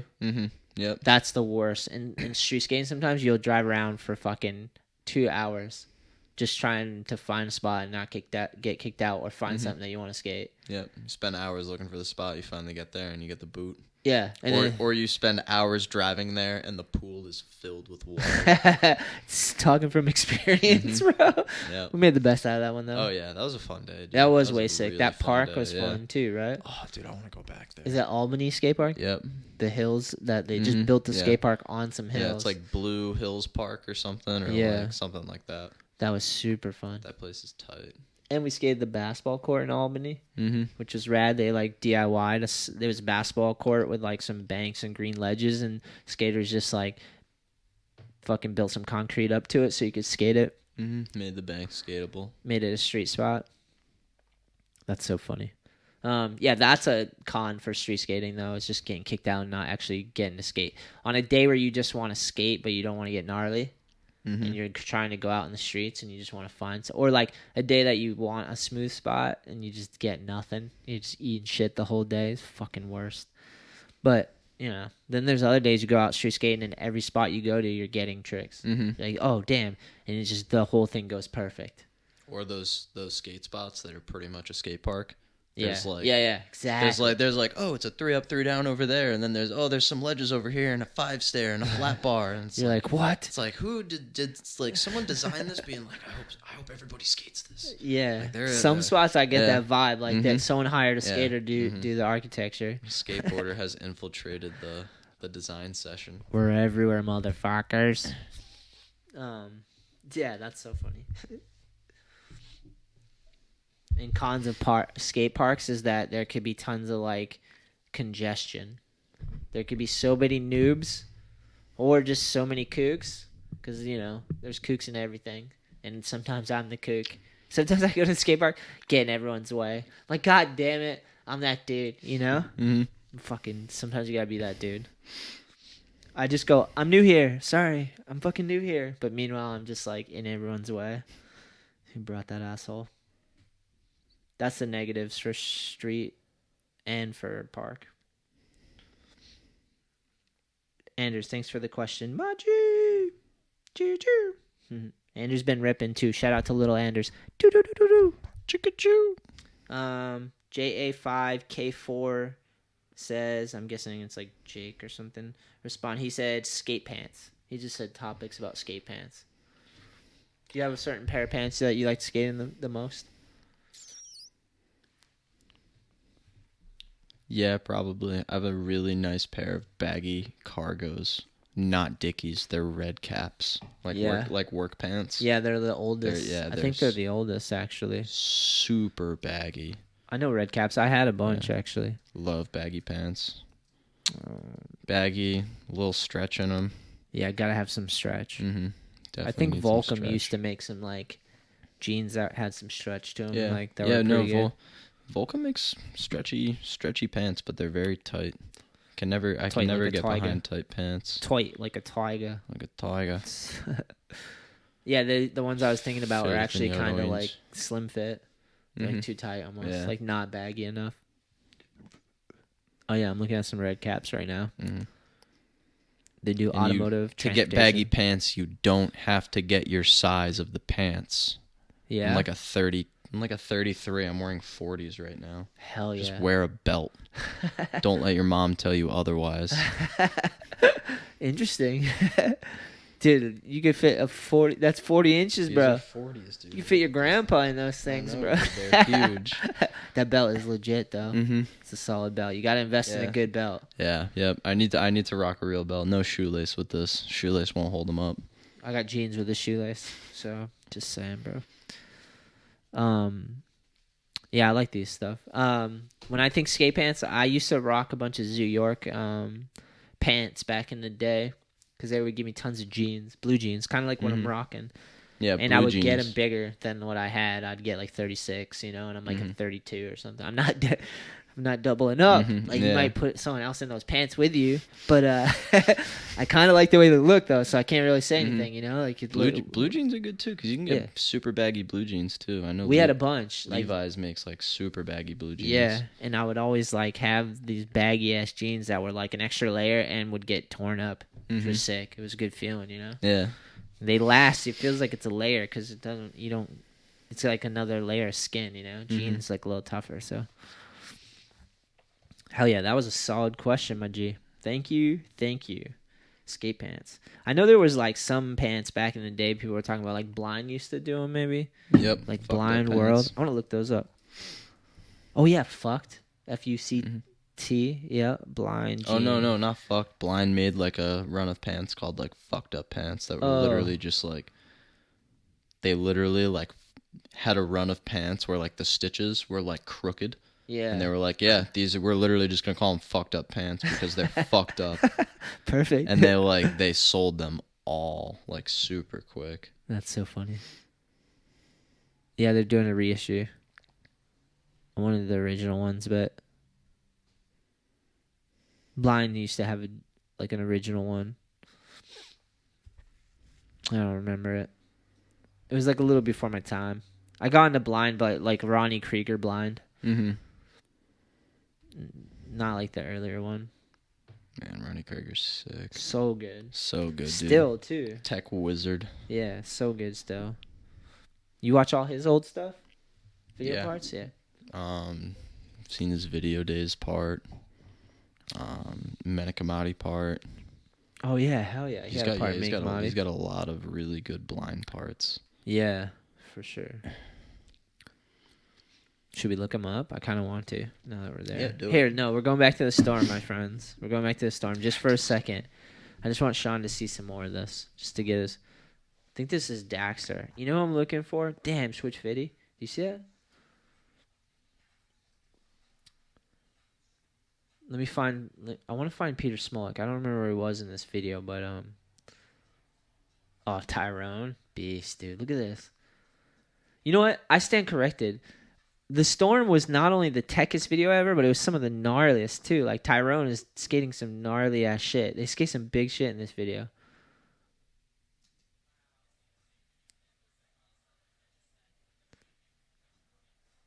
This is Brendan Turner. Oh yeah, this is Peter Smolik.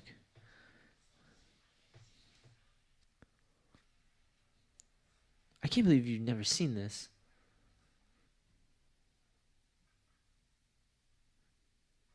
The fuck was that, Sean? Switch nose slide burial heel. That's what it was. Dude, hard flip front nose shove. What was that one?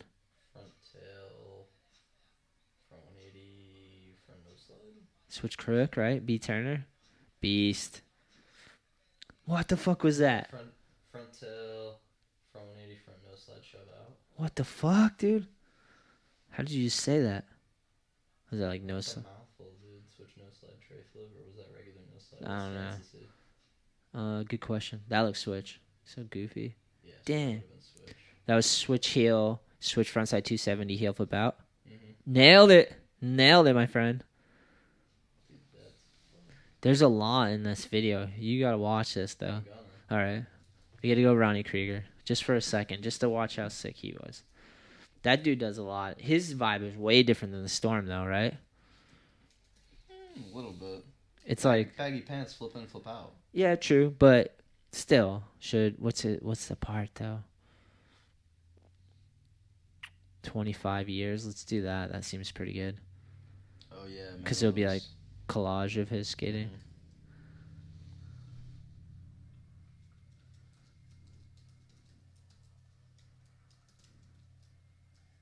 Ronnie Creamer. Ronnie Creamer. How we going? How we going over here? Oh, this is like old, right? Do you ever watch 4-on-1s? Yeah. All right, hell yeah. We can still be friends. Yeah, different vibe though. Definitely, damn Nolly Trey. But still kind of the baggy pants and like in tech. Damn. Look at that buttery ground. That's California for you, is those smooth grounds, you know? Schoolyard grounds. Damn, Sean, that was steezy. Is that fakie or Nolly? What the fuck was that? I think that was Nolly. What was that? Was that a front foot? A late pressure flip. That was fucked up. Hold on. Can we go back to that? It was right before that. That switch here was steezy. Yeah, it goes nollie hard flip and then like nollie late back foot pressure flip. Jesus. That was switch? Switch flip nose manny? It looked like a fakey manny. That's why I was saying that. What? Ooh. That was switch trade nose manny? Yeah. This was like the old like World Park, wasn't it? Yep. That's crazy. Yeah, Ronnie Creager is so good. Here, this is going in there. You can get lost in the descriptions if you really want to watch some sick shit. It's going in there. Check the description. There's a lot of very, very good stuff in the description. We got I'll read it back. documentaries on Boston's corrupt roadways. Ronnie Creager. Who else? We got Osai. We got the Storm. What else? Yeah. Street unicycling, tracker trucks, Lynch Family Skate Park, the Big Dig Scandal, Ronnie Creager, the Storm. I put the Stormy though. That doesn't. Ronnie Creager's part. Zane Timpson. Yep, and Zane Timpson. Yeah, that's a good description. Yeah, it's gonna be heavy. If you want some content, it's there. We already skipped it. All right, Ronnie. Shout out to Ronnie Creager. Sick. I wonder if he's still doing his brand too. What was his brand? I want to say Happy, but that might be me blowing it. Happy skateboarding? I don't know, but he had a brand for a little bit. That might not be in that. I'll look him up on Instagram and see what he's doing. It's crazy that you can just peek in with people on Instagram, right?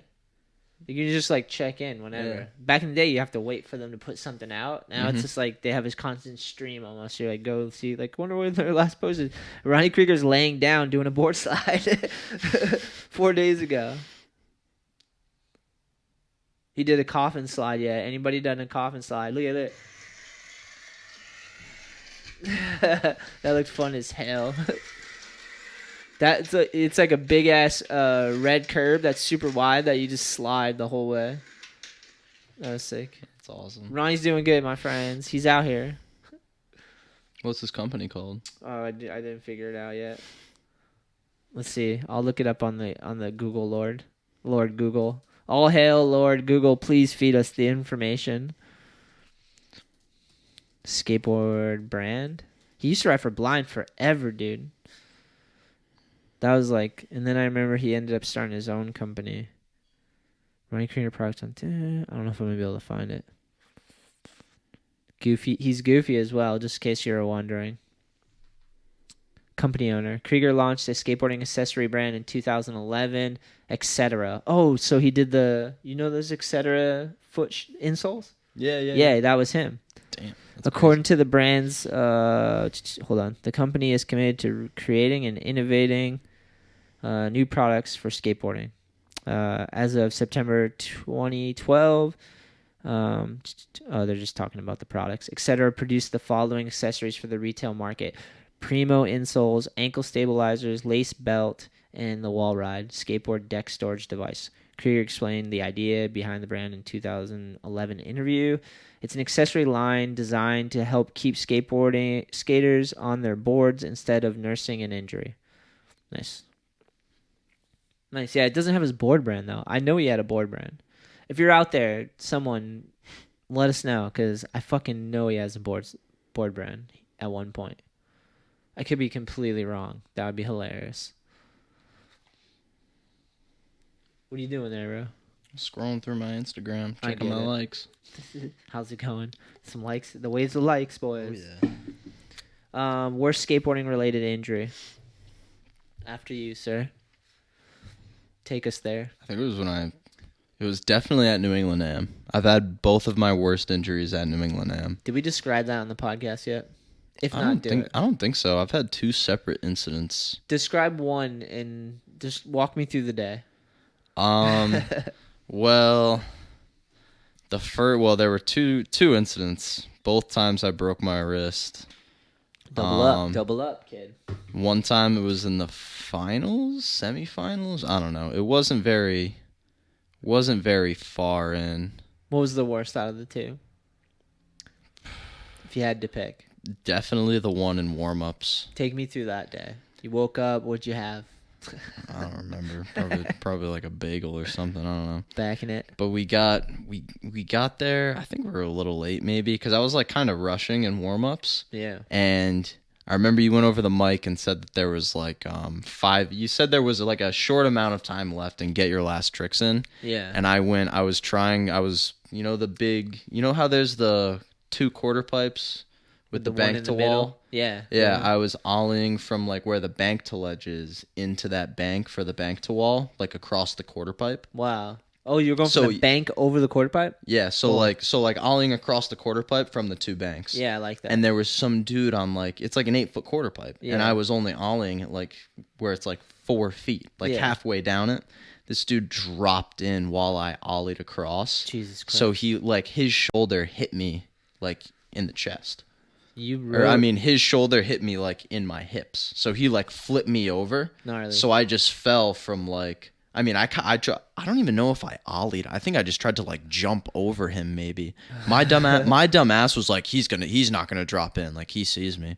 And instead of just stopping, he just dropped in. And it was, I don't remember who it was, but he was just doing Caspers the whole time. That's what he was doing. He was doing Caspers, like Caspers and like tons of them. and like Primos. Damn. But he got up on the 8-foot and dropped in on it, and I got smoked. But like his shoulder like hit me in the hips, because I was jumped up across the quarter pipe, so he flipped me over, and I went like face first down onto the concrete, and I didn't hit the wood.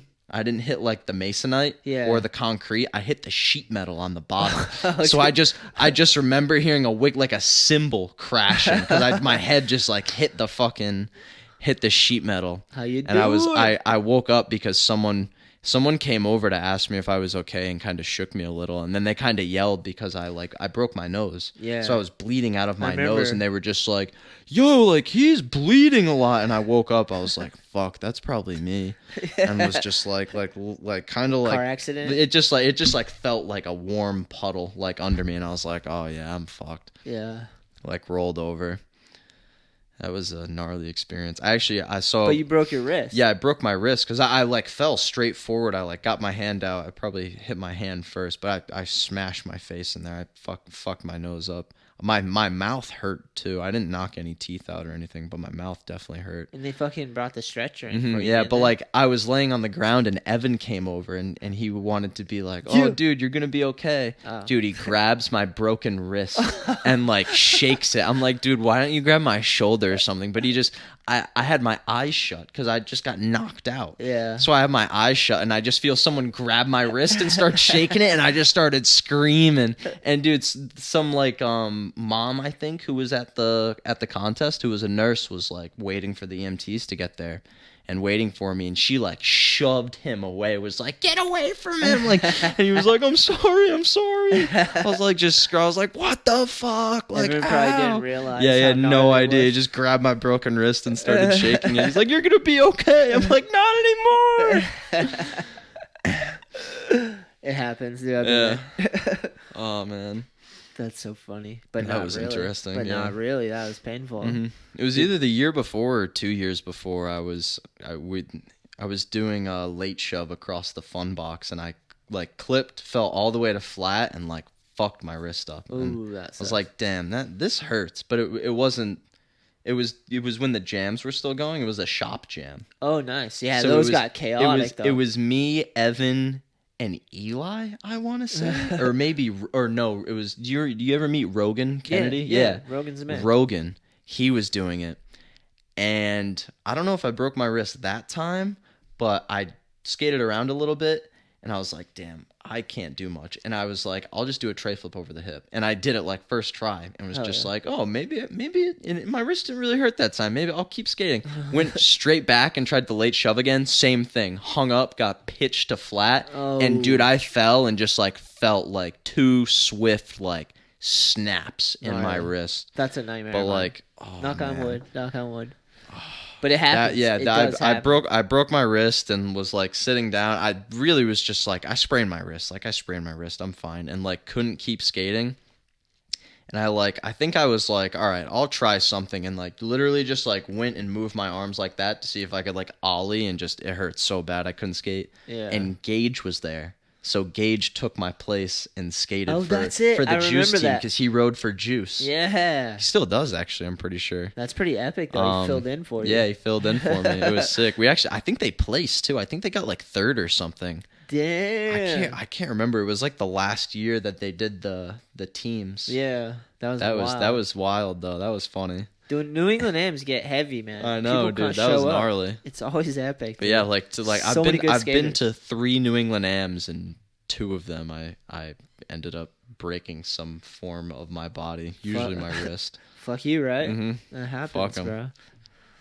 And like, dude, every time I go to Edge too, if I see my mom, I'll be like, oh, like I'm going to Edge. I'll see you later. She'll be like, oh, be careful. I don't want to be getting any 911 calls or anything. Okay, because like that happened both. Because like one time I wasn't driving, and Evan drove me up. Yeah. Or his mom drove me up. Maybe because I think it was before both of us drove. But like he had to stay and skate the finals. Yeah. So I was like, I needed to call my mom, and I was just like, Mom, like I think I broke my wrist. Like I need you to come pick me up. I can't get a ride back. She's like, all right. Drove all the way to Taunton, picked me up, and That's what moms are for, though. And That's what we they're for, bro. stopped at the whole way back. She's like, do you want to stop at a hospital or something, or like get it checked out? I'm like, no, it's fine. And we finally get back, and we just get home, and she's like, all right, I want to see you make a fist. And I hadn't even tried that yet. And I was just like, all right, like I can make a fist. And dude, I get to like here, and I'm just like screaming. Nice. She was like, all right, we'll go to the hospital. And sure enough, broke both bones in my wrist. Dude, heavy. Fucked. How's that go? I've never broke my arm. Knock on wood. But It's fine. what's the thing? You go to the doctor, they put a cast on it? Yeah. They x-ray it, and then Mm-hmm. just... Can you pick your color? Just an X-ray. I think I got blue. I don't know. How long is I it going don't to stay on for? Does it itch as bad as people say? It's not. I've broken when I was younger, I broke my like elbow, like your radial head, the thing that like the little ball in there. Like the band? So I had like a full arm cast, like Oh, up to gnarly. here. Gnarly. That itched like a motherfucker. It's called your Radiohead? Yeah, because like this, there's like the bone that goes up here is called the radial, and then it's your radial radial. head. Radial. Yeah. I thought you said Radiohead, like the band. Sorry. Radiohead. Radiohead. That's a new band. Mhm.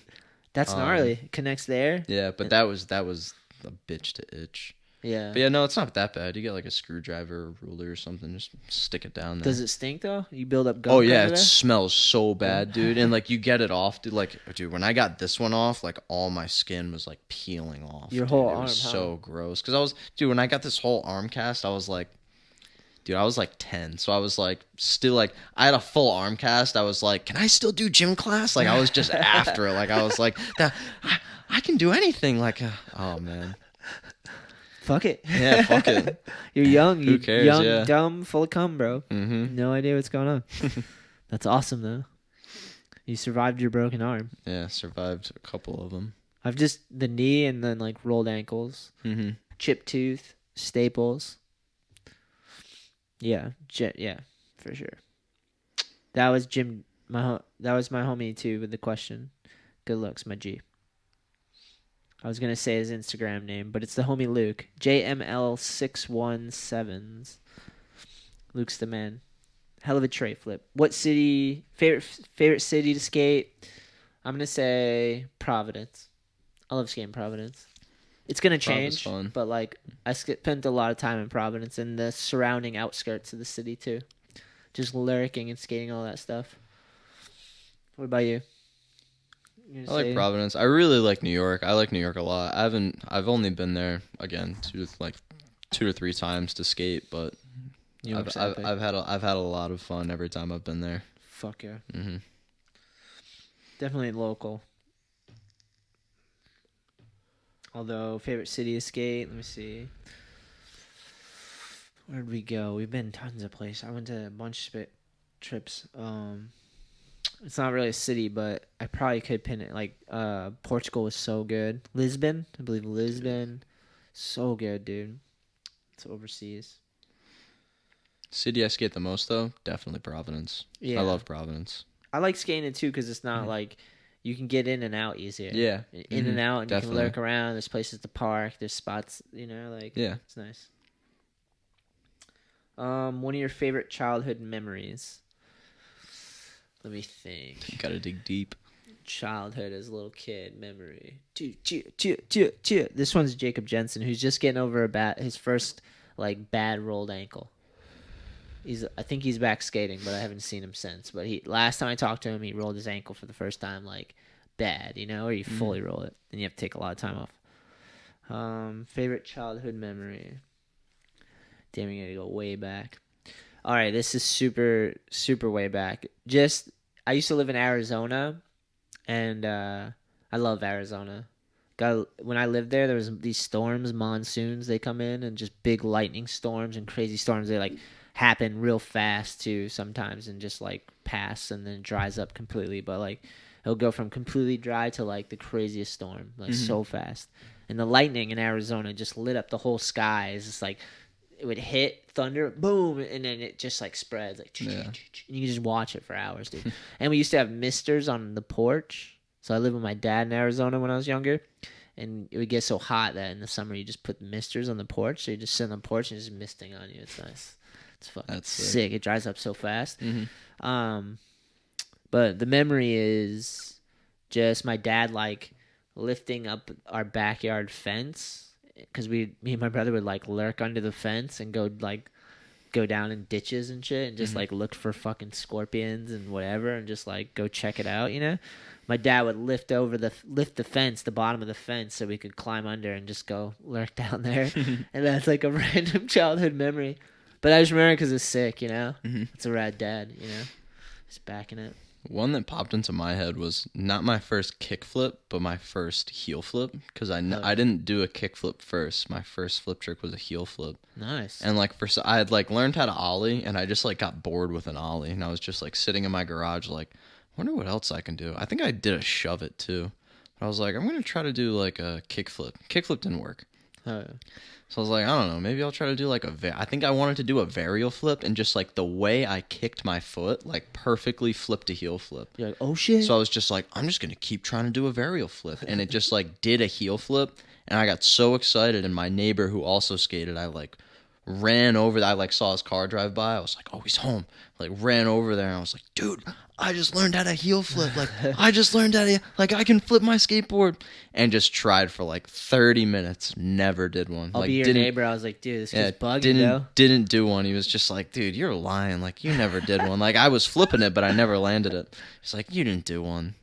Damn, dude. Never did one again. I think I learned a kickflip not recent or. Yeah, I learned how to kickflip recently. How's it going? Pretty good. No, I learned how to kickflip shortly after, but it was literally because my neighbor who I went to tell was I learned how to kickflip, and same shit was flipping a kickflip. I was I don't know if he learned how to kickflip or not. I'm calling bullshit. Yeah, but I went home and was like, I have to learn how to fucking kickflip right now. Just like learned how to kickflip. You're such a jock, bro. Dude, you learned a heel flip, landed it, no one saw it. Tried to show someone, didn't happen. Perfect. Friend did the same thing. Yeah, and then in reverse. I was literally thinking that. I was like, he definitely landed one, but he's doing the same thing I did, so I'm just going to call him out again. I was like, dude, I don't think you did one. Do one in front of me. I didn't see it. That's a good childhood memory. Damn, now it makes me want to think of more. I'm trying to think. Childhood memory, dude. One time I got freaked out as a little kid. I probably talked about this on the podcast before, but I was living in New Hampshire for sure. And I was going through the attic, and I found this thing, and it just looked like it was a big round circle thing up in the attic, and it looked like a landmine. Like, I'm a little kid. I was young. Mm-hmm. It wasn't like yesterday. But it looked like it had like a top that had like sand on it. It just looked like strange, and it started beeping, dude. And I'm like, what the fuck is this thing? And it's pretty big, and I like take it down, and it's like beeping, won't stop. I'm trying to figure it out. I go down stairs because I was up in the attic, came down the stairs, and my mom is there, and there's a bunch of chicks in the living room. Chicks I don't know, like my sister's friends, you know? And I was a little kid, and I was kind of on edge, like already, just had like weird issues. And I'm like, what the fuck is this? And my mom's like, she's like, looked at me dead in the face and just was like, it's a bomb. And like, I was like, took her dead serious, dude. I literally ran through the living room yelling, get out, get out. And I'm yelling in front of all these chicks out the thing, and I throw it out into the ice, because it was getting cold. And I just threw this fucking thing out into the lake and fucking didn't go out far enough. So I ran out again and tried to get it out further. I come back in, I'm shaking and crying, literally freaking out because I'm like, and they're all like, my mom's laughing, dying hysterically, dude. And I'm like an emotional wreck. Really thought we were gonna die. Found this thing, threw it out into the ice. This is when we were living with my mom. Like, was like dating or hanging out with this dude Ronnie, and we stayed with him, and he had a house on a lake, and I would fish, and yeah, that was like not one of my favorite childhood memories, but definitely a strange one. And it was just because like life was so hectic at that time that I like didn't know what to believe. Mm-hmm. And my mom had a crazy sense of humor, but like caught me on the wrong day probably. Yep. Fucking blew my mind, dude. Mm-hmm. All those chicks, everybody saw me act like a fucking crazy person. Weird story. How old were you at the time? I want to say I was like, oh God, I was in New Hampshire. It had to have been when I just started skating, right? A little bit after. My memories and time frame are so off. I could have been older though. Shit fucked with me a lot as a little kid, just because like my father got like shot and stuff. So I was kind of paranoid and weirded out for a long time. He's like in a motorcycle gang, and then like you're like, right when I found skateboarding, that's when we got a call. And, like, they were like, your father got shot and killed. Like, he didn't die, but he was paralyzed. That's what it was. Paralyzed from the neck down. And I remember it was fucked up, Sean. My mom was so messed up all the time. She'd, like, have moments of, like, together and then long moments of not together, you know what I mean? Where she'd disappear and shit. Shit was fucked up. People go through this shit, not just me. I don't want any sympathy. I'm just saying what it is.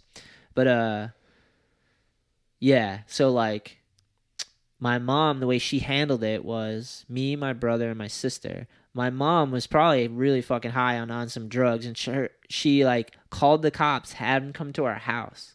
She had the cops like come and tell us. So like I remember waking up. Maybe my memory is false, but as I can remember, I remember waking up because there was like cop lights. Light turned on, cops come in, and then she told us that my father was shot. Like it was a big fucking ordeal, basically. And then we just, like, I just, like, everyone falls apart. Not everyone, but my family tends to have moments where the bottom's the bottom, you know, and things fall apart. And, like, there's a lot of drama in it. And it was, like, one of those things. And that just, like, fucked me up. Because I was like, damn, it went from, like, sleeping to, like, world-changing, you know? Yeah. It was crazy even before that. I had moments like that. Because I was living with my mom even before that, and my dad would show up, and he kidnapped us twice. My dad literally kidnapped me and my sister and brother twice. They just took us. One time he took us from Massachusetts all the way to Arizona. Like, just took us. Drove you? Yeah, if I Holy remember. shit. Yeah, just took us from my mom. Because my mom was a mess and my dad knew it. My dad was like a motorcycle gang and stuff, but like when he took care of me as a little kid, he was like a great father. Yeah, he didn't have I remember, any violence. I remember you saying about that. He was in that gang to support himself, and you guys. That was like a life he was trying to leave, you know, and he had kids and 3 kids, and my mom was still like running wild. I think my mom just had like some substance abuse and like bad habits, so she would just like things would hit the floor and then she'd fall apart again, you know. Like she just like, I don't even know how we got on this, but childhood memories. Yeah, I do have a lot of gnarly childhood memories if I'm gonna be honest, but like I had more good than bad, you know. But I have some like ones that I'm like, how the fuck, like, can we, you know. I'm trying to rely on them too because it's been so long ago and it like might be me exaggerating them, but I don't think so. Like, sometimes I was like, these are some lows, you know? Like, goddamn, you know? My mom, like, trying to get it together. I loved her very much, and she loved me, so, like, you know, that's awesome. Yeah, all you need. But, yeah, exactly. And she, but, yeah, my dad was, like, kidnapped us twice. Just because I think the courts, I don't really remember because I have to fill in the gaps myself, but, like, I think the courts wouldn't, because he was in a gang. Yeah. So my mom would, like, use that against him, you know? Mm-hmm. But she was like a drug addict, you know, who like couldn't keep a place. Like I moved so many times growing up. Like I can't even tell you how many times I moved. Jesus. Yeah, it's insane. I don't even like. There's just like memories that are like shattered, basically, that you just try to piece together. Because there's just things that fuck you up, you know. Like losing your dad at 12, like fucked me up. Dude. It's hard to like piece it together, you know. But I worked through it, you know. Shit's heavy. People definitely. So everyone deals with death at the end of their life, you know? Mm-hmm. Like we all have to deal with that shit. And like people deal with it at all spectrums, and it's always heavy, no matter whatever age or whoever you are. It's like just tough, you know? Especially if it's someone super close to you. All right, childhood memories done, bro. You ever lost someone like close to you? Not very close, no. The longer you live, the more it increases that's going to happen. Mm-hmm. Yeah, no, That's fucked up to laugh at, kind of dark, but... Pretty dark. That is pretty dark.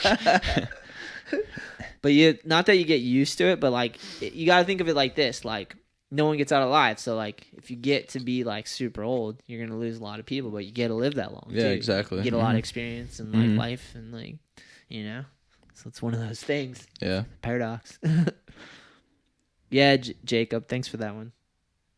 I like talking about shit. It's kind of hard to talk about just because, like, it makes me want to cry thinking about shit sometimes, you know? But, like, and you don't always want to talk about that shit, but sometimes you just need to talk about it so you let it out. Yeah, sometimes you got to get it out. Yeah, because it weighs heavy. Mm-hmm. There's things in life that weigh heavy, and it's, like, hard to, like, always do it, you know? Have the conversation or to bring it up. Sometimes you just avoid shit because...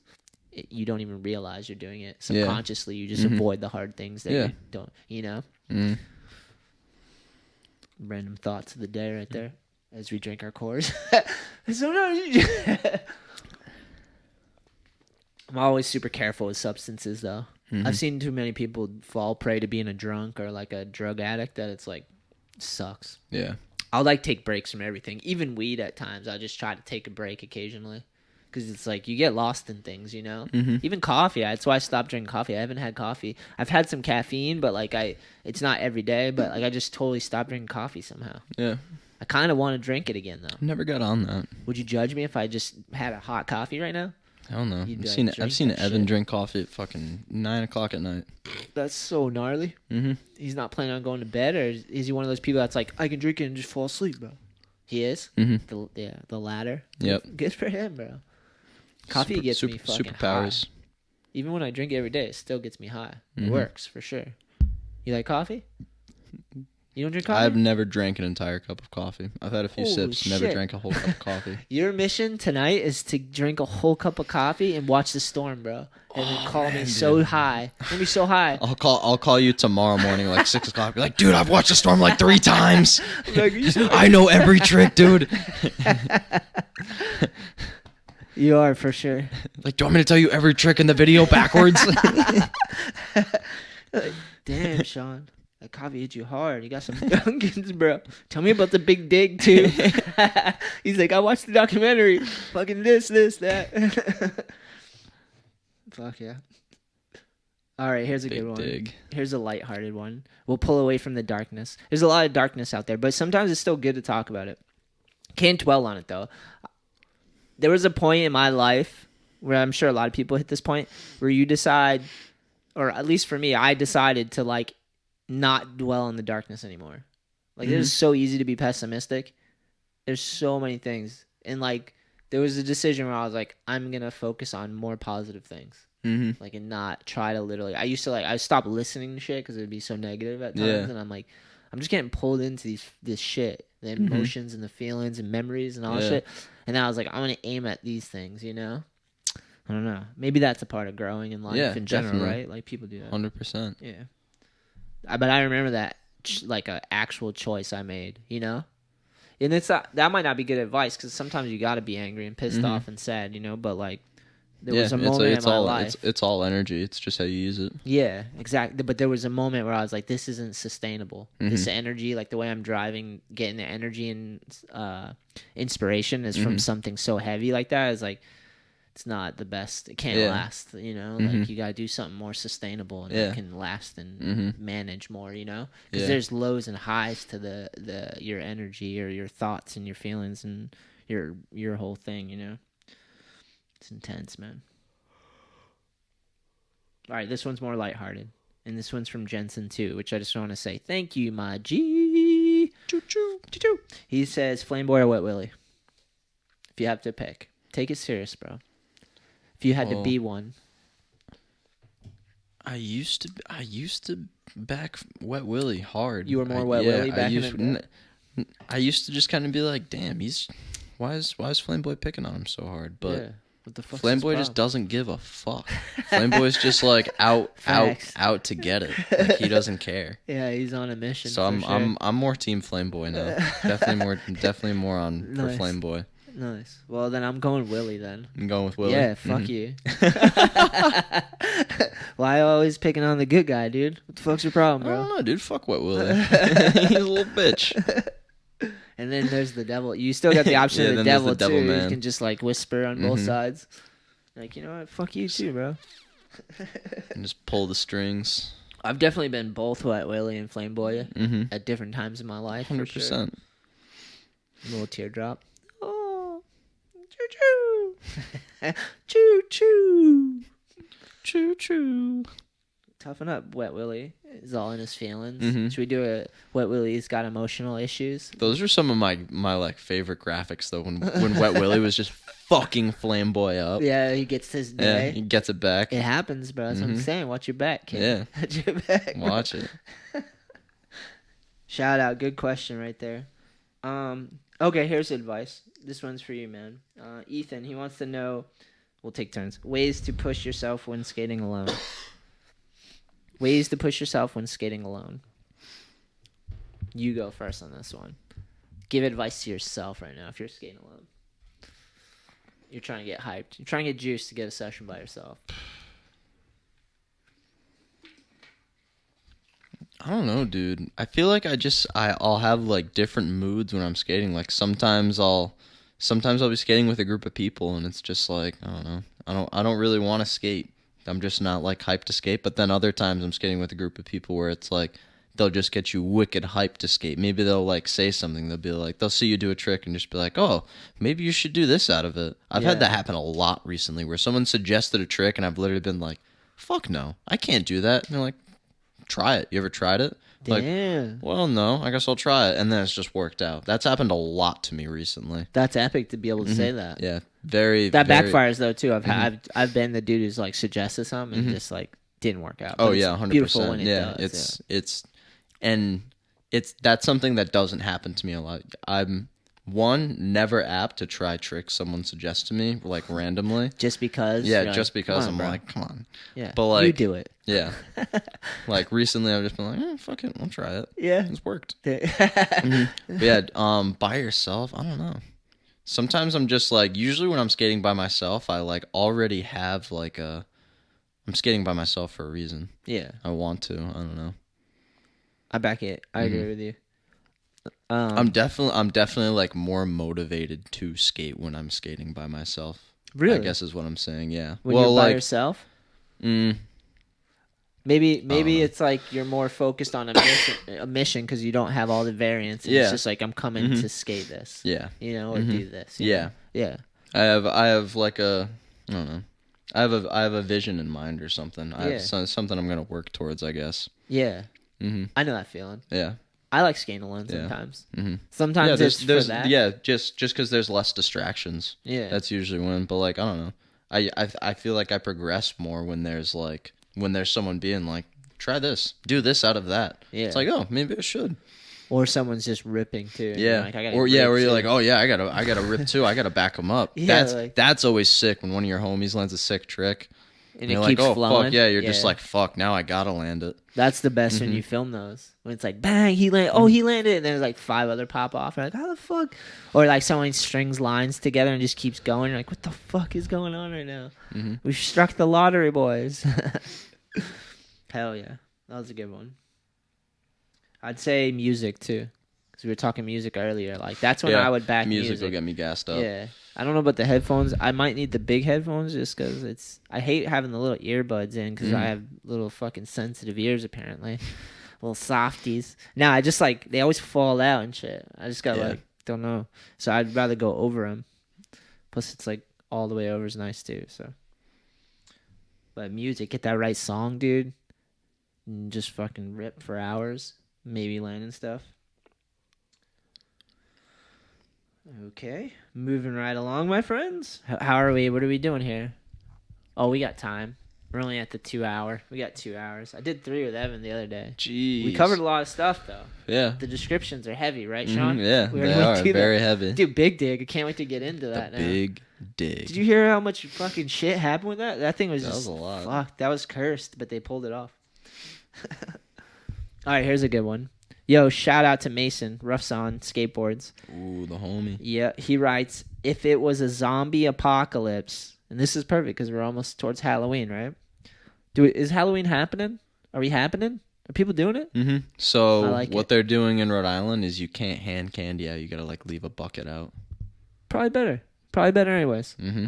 I know. You can still come to the door and like peep out and see the costume. Oh, yeah. Right? Just like don't pass the candy. Yeah. Because I was asking my mom loves handing out candy to trick or treaters. Oh, she was you're like, right. You're right. She was like a teacher in the districts. Yeah. So she'll like see all her well, she used to love doing that. She'd see all her like because she was like a no, you're right. For, like younger kids. You're so totally she'd see all right. the younger kids. I was like, so what are you gonna do for Halloween this year? She's like, I can't hand candy out, so I got to leave a bowl out. But I'm just gonna sit out next to the bowl and make sure no one steals all the candy. I was like, that's true. Just put a costume on and hang out. Yeah. There's only like a few hours where it's like they're out there. Yeah, exactly. As long as it's nice out, you're chilling. Mm-hmm. Yeah. I didn't really think of that angle. I think you have to wear a mask though when you go out. Pick a costume that works, so you have a bunch of fucking. Be a surgeon. Or just get like a werewolf mask, dude. It's a mask. You got him with technicality, right? Yeah, technicality. That is a mask. Yeah. Face covering, cloth face covering. And they don't know if you have the fucking K9, N9 face mask. Can't see it under there. Yeah, you might have one of those fancy ones on. I didn't really think about that, about the hype of actually just, it's kind of one of the sickest parts. Yeah. I walk my niece every year and we go up and they come out and give the candy most of the time. And it's cool just having that interaction for the little kid, you know? Yeah, definitely. Like learning how to say please or say thank you after they get it or just like happy Halloween. Like it's kind of cool to see the hype. And then if your mom's doing that, it's cool to come from that angle too, where you're just like getting to see the little kids and interact, you know? Mm-hmm. But I mean, you can still do that, I guess, if you don't hand it out. Yeah. Just like, hey, there's the bowl, you know? But I don't know. It's still weird because it's like you put the bowl out there. Mm-hmm. Oh, well. Maybe sanitize it? You know, the thing is when you put the bowl out there, the first person that comes by takes all the whole candy. thing. Yeah, take the whole thing. Yeah. Because why wouldn't you? There's always a dick out there, you know? No matter if it's a 5-year-old dick, there's a 5-year-old dick out there stealing the whole fucking bowl of candy. Dude, I've seen, because I used to live in like a residential like neighborhood kind of thing. Hell like people would literally like come to my neighborhood to trick or treat. I know those neighborhoods. It was just like a big circle. You literally walk around the circle and you hit a lot of all houses, the houses, a lot of and lights come back. are on. Yeah, you could like park over there. Back in it. But there would literally be parents who would like, they'd see the empty bowl and tell their kid to like go up and grab all the candy. It's like, you teaching your kid to be a little scumbag. You little bastard. What, you got raising a little trunk? Yeah, you're raising a little shit. He's like, it's all mine. It's all mine. It is all mine. I win. Okay, so back to the question though. If it was a zombie apocalypse and you had to survive with one person on the All I Need team, who would you pick? Probably Billy or Jeff. I feel like they've got some good survival skills. Yeah, Jeff could kill something for sure. Jeff could definitely handle He attacked me at Rob Stock one year. I thought he was gonna kill me, bro. Glassy eyed, just Uncle Jeffy coming at me sideways, bro. Oh, was that the year with the rain? Must have been. I've been like, I think I remember you saying about that, dude. It was. I think intense. you were saying Jeff got pretty intense in the year with the rain. He was blacked out. Yeah, he was blacked out, and he was saying he hated me. I hate you, and he was trying to like choke me out, dude. I thought I was gonna die. I think he had his headlamp on him. He's like choking me out, and I was like, he was fucked up, and I wasn't quite there yet, you know, because I was like just trying to make sure everyone's good, and I was just holding him down though. dude, I had a great time with Jeff at Rob Stock. Yeah. We were up till like fucking. Man, we were up till like 4 a.m. It was for multiple occasions. It was just me and Jeff, just like walking around for an hour, not even like He's saying, a legend. not even saying anything to each other, just like watching and then like looking at each other to see each other's reactions, and then just going back to watching whatever happened. Like watching chicks wrestle in the mud. We'd just be like So just to make sure that we were seeing what the other Like, person you're was here seeing. too? Yeah, we're like, Yeah. you're like, this is happening, right? Okay, cool. Yeah, Jeff's a legend. He can hang. Yeah, He can definitely. hang. He's seen it all, Mm-hmm. or at least he pretends like he's seen it all. He looks comfortable in it, Yeah, to say the least. he's comfortable in it, definitely. I've had some good Rob Stock experience with Jeff, but that was the one that stuck the good memory because I was like, he tried to choke me up. He was so drunk, I just held him down at one point. I'm like, Jeff, what is your problem? You know, I think he was just letting out some steam, and I just happened to be the guy. You know, like could have been anybody. He made up sense. He was like, yeah, sorry, man. So ridiculous, though. Oh, Hefe. Yeah, Hefe. Jeff's my longest running friend, I'm pretty sure. Him and Mike Hathaway. Still, like, just known him since I was little. They've seen, like, me skate every skate park and stupid trend and fucking dumb trick I tried. Seen it all. Shout out Big Mike. Yeah. Yeah, Hathaway. Choo, choo, choo, choo. I think he's down in Florida, St. Petersburg, I believe, still. Yeah. Hangs out with fucking the Block, Mike Peterson, legendary ripper. Used to ride for World, actually. Oh, hell Mike yeah. Peterson rode for him for a little bit. All right, this one's from Ryan Orlando. He says, top 3 shoe brand skate videos of all time. So, skate video, but from a shoe brand. Menikamati. I was going to say Minikmati, too. That's in there, for sure. Fully flared. Oh, yeah, double up. Mhm. Fully flared, Minikmati. What other ones were there? There was a Sheep video back in the day. It was pretty legendary. That was like, yeah. Do you remember Sheep? Ed Templeton used to ride for them. No. I think it was like a branch of America. Let me see if I can look that up real quick. I think it might have been Ed Templeton's like footwear brand, or maybe he just skated for him. Sheep shoes. Yeah, dude. I had a pair of Sheep shoes. I want to say they were those ones right there, dude. The green suede, dude. That's why I wanted them. I'm going to look at those. It's been a long time. Come on, get bigger. Oh, damn. Yeah, it was Ed Templeton shoe. Oh, the text is white. I can't read it. How do you... Oh, there we go. Sheep shoes are the most comfortable skate shoes. Oh, this is just something... I don't need to read that. It's old. Yeah, dude. Sheep skate shoes. Let me see. See if I can find something to read about it. These are all images. Let's go. There we go. It's Friday, bro. Flashback, Sheep shoes. Oh, Monster Children. Yeah, hell yeah. Throw that in there. They usually have some informative stuff. Let's see. Damn, Ed Templeton's so good. Brian Anderson. Yeah, dude, that makes sense. Brian Anderson used to ride for him. That makes perfect sense. Many of you whippersnappers probably can't even recall a time before you could pull a piece of metal out of your pocket to ask, did I read that right? Yeah, who to sleep with. Oh my God. Let alone a time when Sheep shoes existed. It was around in 96, 97 under the Soltec umbrella with Etnies. There we go. That's what it was. With an all-star cast of characters, many of whom would continue to be some of the most successful dudes in skateboarding. Here is Life of Leisure. Yeah, Life of Leisure was their video. And Mike Manzuri. Hell yeah, this is so good. Ahead of its time in use of found footage, pole jams, and the skating of rocks, it was filmed by Mike Manzuri, featuring him as well as Brian Anderson, Rick McCrank, Frank Harada. Dude, all those guys are so good. Doing a 180 Fakey Smith, Matt Field doing 2 Fakey Sex Chains, Charlie Wilkins, hell yeah, making Boston look awesome. Fuck yeah, Charlie Wilkins legend. Ed Templeton with curtains, and the ever-lanky Philadelphian unsung greatness of Serge Chernowski. Firecracker and hill bombing. Yeah, dude, so good. Sheep video. But the shoes were sick. That was like one of the first pairs. I think I bought them from CCS. Sheep shoes. Damn, I haven't thought about sheep shoes in a long time. What was your first pair of skate shoes? Do you remember? World. Really? It was Yep. World ones? I got a pair of World shoes at Olympia Sports. Damn.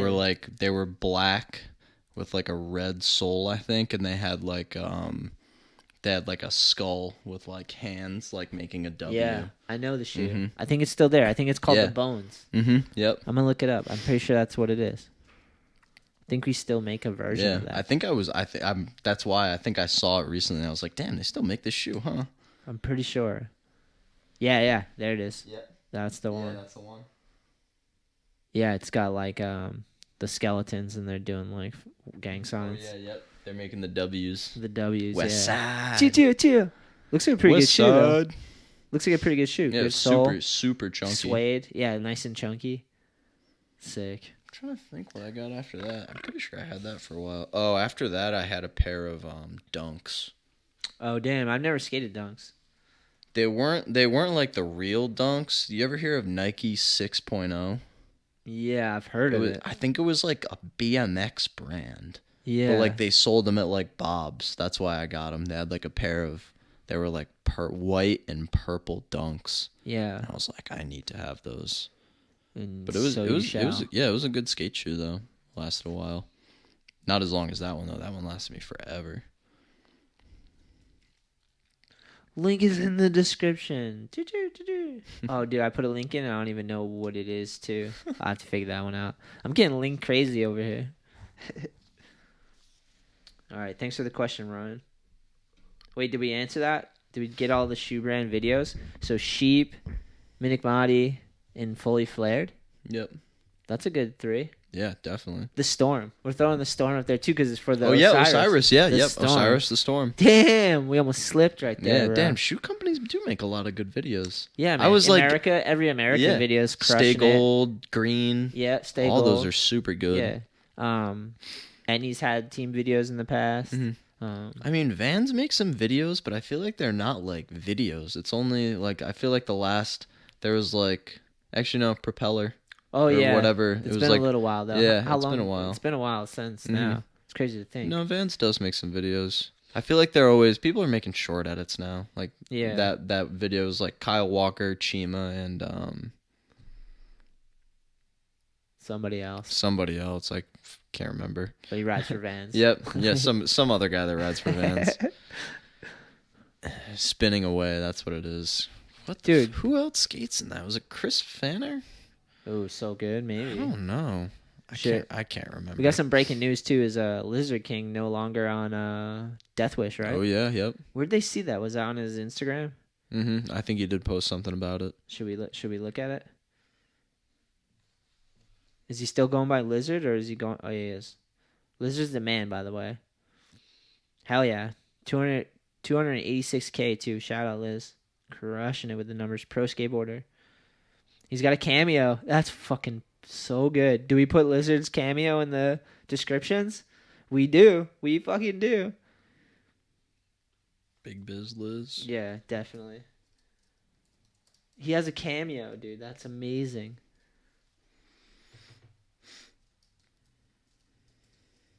It's just his name. It's just at Lizard King. Cameo.com/Lizard King. Perfect. All right, I'll read his goodbye to Deathwish right now. I wish we had music right now. Should we put something on just while I read? Yeah, for Something sure. in the background. What do you want? Something smooth? It's a goodbye. It's a goodbye song. So like, is there any like heavy goodbye songs out there we could play? Instrumental maybe. Goodbye instrumental. What's like a good Celine Dion? Celine, she's got like Heart Will Go On. That's pretty good, right? We'll do instrumental. I'll play it a little bit while I read. I don't know if you can hear that, but as I write this, my brain is flooded with this is so good, with so many amazing memories. It's hard not to smile and cry at the same time. This company has meant the world to me for a long time, but I've learned that in life, if you feel you need to change something, even if it's scary, you have to do what feels right for you. With that being said, that time has come for me. I will... Lizard, so good. This is perfect. I will always love Deathwish and what it has done for me and the friends it has brought into my life. To all of you that have supported me over this wild and crazy time, it means the world to me. Thank you, Ellington, Greco, and Reynolds, for all your support over the years. I love you guys so much. Stoked for this next chapter in my life. This shit ain't even close to being over yet. Shoo, shoo, shoo. Shout out Lizard King. Shout out Big Biz Liz. Dude, I met Lizard multiple times. I've seen him many times and hung out with him, and he is the coolest dude ever. Such a ledge. Like a very authentic human, you know? Like, there's no one like Lizard. He's definitely his own creature. Oh, 100%. You know? Shout out to Big Liz. I'm glad that there's good things to come, too. So legendary. And, dude, you had a hell of a run with Deathwish, right? Yeah. Yeah. 100%. Crushing it, bro. That's fucking sick. He's got his vest with the Utah. Deathwish, Utah. All right. That was breaking news. Because I just found out about that today. I wonder how old that post was. I'm probably so behind. Can't keep up with shit. You know? You try, and there's just too much stuff nowadays. Dude, 1 day ago, that is breaking news. Skate news. All right, moving on. This is from Over 30 and Still Skateboarding.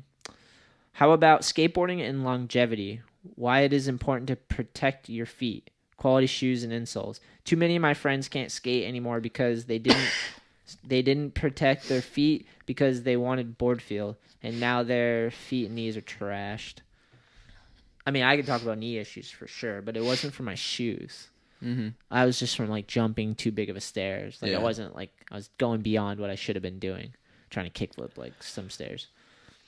How's your shoes looking? You got puffy shoes on. Yeah, I got big puffy shoes on, but I will say I did sacrifice board feel for that, but I kind of like them. Yeah. Yeah, I don't mind not having a lot of board feel, but yeah, people, I will say, I've actually heard about a lot of pros like wearing shoes just with no insoles. What? Like Trevor Colden, he No does like insoles? big, yeah, no insoles. He That's- does like big shit too, and he rides for Fallen, which like Fallen doesn't make thick shoes. No. It's a pretty thin shoe, so like you gotta be landed on your board a lot, or But just no insoles? yeah, or just not being okay with not having feet by the time you're 30. Yeah, that's. I mean, I imagine I'd just be destroyed if you're Yeah. jumping down stuff. hmm but I mean, then you've got people like Jaws who like, I mean, he could have like mattresses attached to his feet, and I'm sure he'd still not be able to walk by the time he's 40. I feel like he's a freak anomaly. Like there's always that one dude that can just do things humans can't do, Mhm. and he's that. He's dude. the exception. Yep. But I feel like there's probably some gnarly stories, but he's just like still the amount of times that dude's ollied big things, Mhm. right? Yeah. Think about it. It's so crazy. He's like either he must roll the dice all the time because some of those things I'm like, holy shit! Like, Yeah. how did he just have a Mhm. whole part of doing like 12-foot drops? Mhm. You know what I'm saying? Yeah, that's cooked. Like he probably has a whole part and has more big drops under his belt than I've ever even attempted in a Yeah. whole skate thing. He probably has it in one part. One part. That must be tough though. Your thing is big drops. I mean, It's like, all right, you got to come out with another part. Time to go jump off. Like, here we go. time to go jump down 800 more stairs. Yeah. In a year. Yeah. But he seems like the anomaly. Yeah. I wonder He's if, cool with that. He's like, fuck it, all right. I wonder if he can skate flat ground, like how his ground game is. I remember when I first started watching him, I used to always really like watching a line of him. He did a crook on a ledge, and it was like a really small like picnic table, like on like the side part, but it was like it took a lot. It looked like it took more effort for him to do the crook than it did to like ollie the 18 stair that was after it. I was like, jeez, dude. That makes sense. That's gnarly. That makes sense, though. Kind of makes sense. It's not going to have it. I tried typing it in. Just Jaws. Maybe I should write Jaws skates flat ground. Is there a video? Jaws, please make a video. Because there's a video of you ollie in the 25, Leon 25. Please make a game of skate. That's what I should search, right? Dude, but he's the anomaly for sure. Jaws game of skate. Maybe we can find that. Dude, he does have a game right here. Oh no, metal ramp. Jason Park. Wait, what's that? That says metal ramp game of skate. Oh, so it's like on a ramp. Maybe this one. That looks like a flat ground game. Game of skate. Phoenix AM 2006. Champ Nick Florini had a game of skate in the garage. Loser had to shotgun. I lost per usual. I don't think. That's perfect. This is perfect. Oh, here's this guy. He invented the one wheel. They heard us talking about it. God damn it. That's because it's always on here. It's probably because I talked about it once and they're like, yeah, advertise at him with that. He likes it. Meanwhile, I'm like, that's fucking the worst.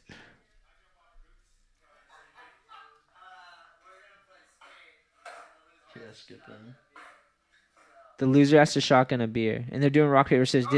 Did they do 1, 2, 3, shoot? Mm-hmm. They did? Oh no, they did 1, 2 shoot. Yeah, they did. All right, he can at least... He's doing a little shove it on flat. This is BS, though. It's not like a serious one. There's, like, very little room. I want to see him... Oh, there we go. Yo, he's in the lead.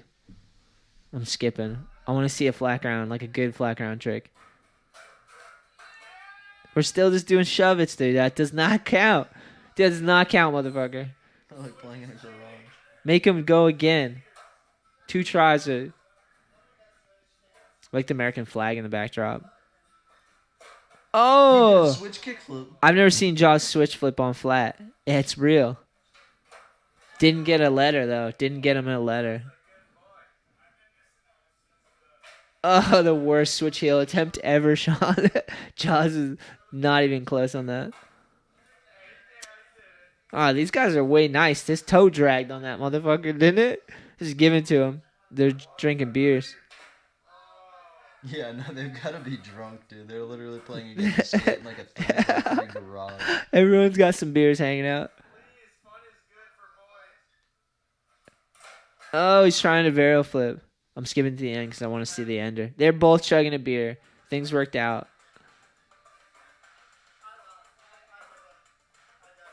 Did he quit? You better not quit just right there. All right, internet froze. That means... Oh, there it is. Was it a double flip? That's what they were doing for the ender? I love that they picked like super intense music for the ender. It's like techno, like do. Oh, he's trying tray flip. Was it just a tray flip? Yeah, let's see the other attempt because that was the second one. Oh, they get 2 tries? Yeah. So let it keep playing? No, that was the last try. That was a body varial shove, dude. He did it, though. All right, links go in the description if you want to watch this. Oh, that was pretty sick. Not really, though. That wasn't that sick. The only time I've done a varial flip, body varial, was in a game of skate against Siegel. Really? It was at that game of skate that you threw at the edge. Oh, yes. Mm-hmm. Dude, I cannot wait for Edge to open because once it's like comfortable there again, I'm doing events. We're doing the New England Am again. Yeah. We'll definitely do a game of skate. We gotta do a bunch. Cause we fucking now it's been so long. Yeah, since missed we've been out. there. Yeah, it's like so much we can do. I want to do more doer pies, but I want to switch it up a little bit. For anyone out there that wants to see the doer pies, it's on the YouTube channel. Just type in all I need doer pie. And obviously I'll put it in the description because why not? But there's a bunch out there. But it's basically you get 3 tries or you get pie in the face. Or you can pie, if you land it, you get a pie whoever in the face. That's how I want to do it this time. I want to go up to someone with another person next to me, so it's not just me getting pied. Mm-hmm. Like, I want to have a bet between some random skater and someone skating and go, look, you get 3 tries to land that trick, and if you land it, you get to pie him in the face. Mm-hmm. And he challenged you. If you don't land it, he gets to pie the shit out of you. So you just pick 2 people, make one have to pie the other. It's so good idea. Because before I was like, I'll do it, and I was getting pied way too many times. Which is good, but getting pied in the face isn't that fun. It's not that fun. It's like fun in the moment, but then after you have to deal with it. You're like, oh, there's like there's pie in my hair. It's a legit pieing. Like, you should see Jacob Jensen getting pied. I'll put that one in there. Because I pied the shit out of that kid. He was juiced. He landed the trick, though. It was way sick. He didn't land it in the 3 tries, but I just let him keep going because we were filming it. And he roasted the kickflip. It was like in the small room, the bump to force there. Mm-hmm. That's what his doer pie was on. But we got to do more of those for sure because those are always so fun. What I did is I just bought whipped cream in the tins for the pie with the crust already in it. And I just put it in the fridge at the edge. Mm-hmm. So, like, I would show up to the edge, and, like, I would forget that it's in there because I just leave it in there. And then I'd just go and I'd find someone who's, like, ripping, and I would happen to remember. And I'm like, oh, I'm going to get the fucking pie, dude. Going to get the pie. And the lock-ins, too, I pie. We break out the whipped cream, and, like, people are passing out because you're up from 9 p.m. to 9 a.m. Uh-huh. These kids are dropping like flies, dude, because they're all bragging so much. I'm going to stay up. I'm going to do this. I'm like, dude, I've done these. You're going to pass out for sure. Like, you're the first one out. You're talking too much shit. Sure enough, dude, every time we just like, I get a group of kids and we just lurk around at like 5 a.m. and we're like, what's that one that was like talking shit about like saying he's gonna be up? And the kids, they'll even just come find me sometimes. I'll be like hanging out with someone talking about skateboarding, like maybe they're like, help me learn the front shove. I'm like, I'll try. I'm like so tired. I think I can learn. And then a kid will come up and be like, yo, he's sleeping. I'm like, excuse me, I'll be right back. Hold on, let me get the whipped cream. I head to the fridge and grab the pie and the whipped cream, and then usually entourage, and we run and get there, and I'm like, or not the pie, I don't grab the pie, I just grab the whipped cream. And then when we get there, the kids pass out, and I'm like, if I can find someone who's juiced that's like, I know won't just run off with the can, because that's what they'll do. If you get the one kid, they'll take off, and I'll just be like, here, you do it. I gotta film. The kid's passed out, just like, he gets in there, like, smacking in his face. Fucking so fun. Every time. There's tons of them. I filmed the full lock-in videos, too. They're on the YouTube channel. There's, like, tons of stuff. The first year, funny. The kids used permanent marker. And then I got yelled at. Parents were, like, permanent marker dicks on their head and shit. I didn't do it, but, like, they got the marker and took off. And it's like there's 50 to 100 kids at these lock-ins. Oh, my God, and, like, dude. I'm just trying to hang out with them and, like, make sure shit's civil. There's been, like, fights, like, scooter kids fighting each other. Like, I'm like, yo, cut it out. I gotta, like, break them up.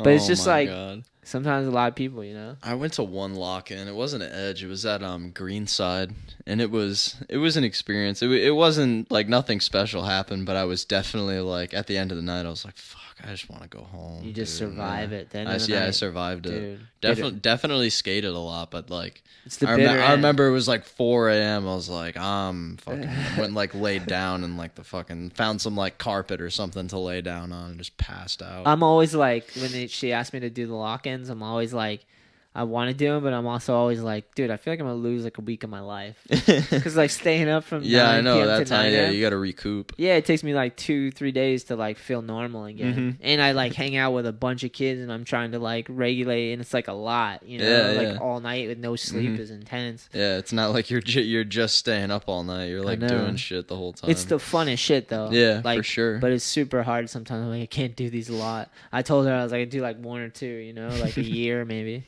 Space them out because it's too heavy, man. Yeah. It's so fun, but I meet a lot of sick ass kids. Yeah. Not just skateboarders, like scooter kids, bike kids, like the lock-in's like a bunch of people, like whoever goes, you know. So it's just like you meet a lot of cool people just hanging out at the skate park, and you have to survive those motherfuckers because like, dude, 7 o'clock, dudes are dropping. Before that too, a lot of dodgeball. They always want to play hide and seek. But that gets boring to me. I just kind of sit and like. Yeah, no, there's only so many places you can hide in that park. I know, but they love hide and seek they for love some it, reason. yeah. I'm like. I feel like I love hide and seek too, but like. Do you know what I feel like would be cool? Capture the flag. Yeah, how's like that? In like the the main. We do that. We do like the a main tag. room. Just like cut it in half. Yeah. And you just put like take 2 helmets or something, stick them on the opposite sides, and then. You cross the line, you get tagged, but if you grab the helmet and bring it to the other side, you win. Capture the flag. Okay. I like that. Yeah, I didn't really think about that because we do like you have to. It's like hide and seek plus tag. Oh, so you yeah. hide and then you have to get tagged as well or something. That one goes on for hours, and then we do dodgeball, which is fucking sick every time because we're in the pill bowl. Oh yeah. And like people are just juiced on dodgeball, you know, and we have like. 8 and 8, 8 versus 8, or like 12 versus 12, and it's just like guns are blazing. I sit down in the middle of the pill bowl, and I form the line, and I put the balls there, and they have to run in and grab them, pull back, and then it's just like shooting guns at each other. It's so sick. That's so gnarly. I want to go to one of these. Yeah, definitely. That I'll have sounds to fun. come hang out and make it happen. People told me before we should do adult ones, but I was like, it's just like, I thought a good idea would be a late night session. Do like.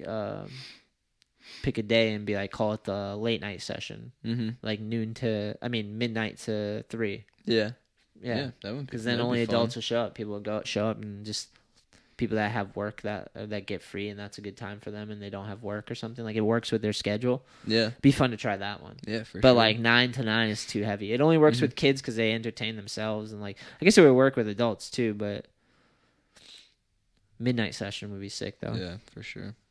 I like lighten up the edge. That's like one of my favorite things. I've never gotten to do that. After hours, it's awesome. Okay, that's in there. Let's see what we got for questions. Yeah, it's important definitely to protect just to go back to the over 30 and still skating question, Amar. How about skateboarding longevity? What about the importance to protect your feet? Yeah, it's definitely important. Like, definitely skateboarding's about risk, and like you can hurt yourself. Like that's part of the game. You're gonna get hurt whenever you're doing something that's like slightly dangerous, you know, like there's always risk involved.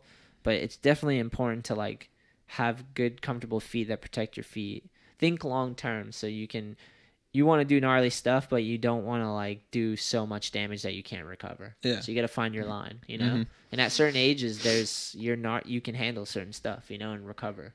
Like, that's just facts. Yeah. When you're 25, it's like you can take a beating and still be all right, you know?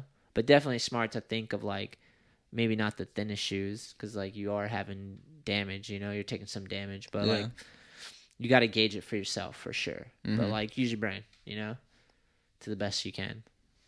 It's hard. It's hard because getting gnarly is addicting. Yeah. I know the feeling. It's like you just get gnarly and do shit. And then you're like fucking, you got your adrenaline spiked and you're like, people love that shit. Like the thrill of it. Thrill of it all, right? Jamie, the zero. Zero. But yeah, it's a good idea. Fucking protect yourself. Talking to little kids for sure. Like, you got a whole ride ahead of you. You got a long time to skateboard if you like take your time and like go at a pace that you can manage for sure. And don't fight your style. I said I did that. Remember earlier? I fought my style. Just go with what you have and just like see where you can take that and then add to it, you know? Yeah. But I fought my style at times, just like stubbornness. Mm-hmm. I guess whatever. It is what it is. Thanks for the question. My friends. Sorry about your friends with the trash knees. I'm one of them. I got a trash knee for sure, dude. But at the same time, I also got to skate some gnarly shit.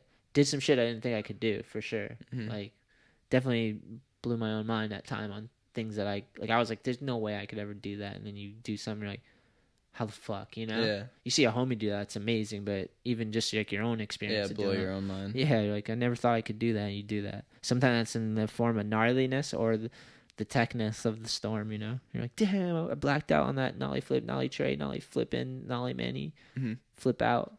You're like, what did you just say? All right, man. I still got more, but I think we're almost there. So, yeah, we're there, man. I'll leave the rest for another podcast because we still have a bunch, too. Oh, wait. Hold on. Yeah, that one's a heavy one, so I'm going to wait for that one. Yeah, we'll get one more. One more. Because we haven't...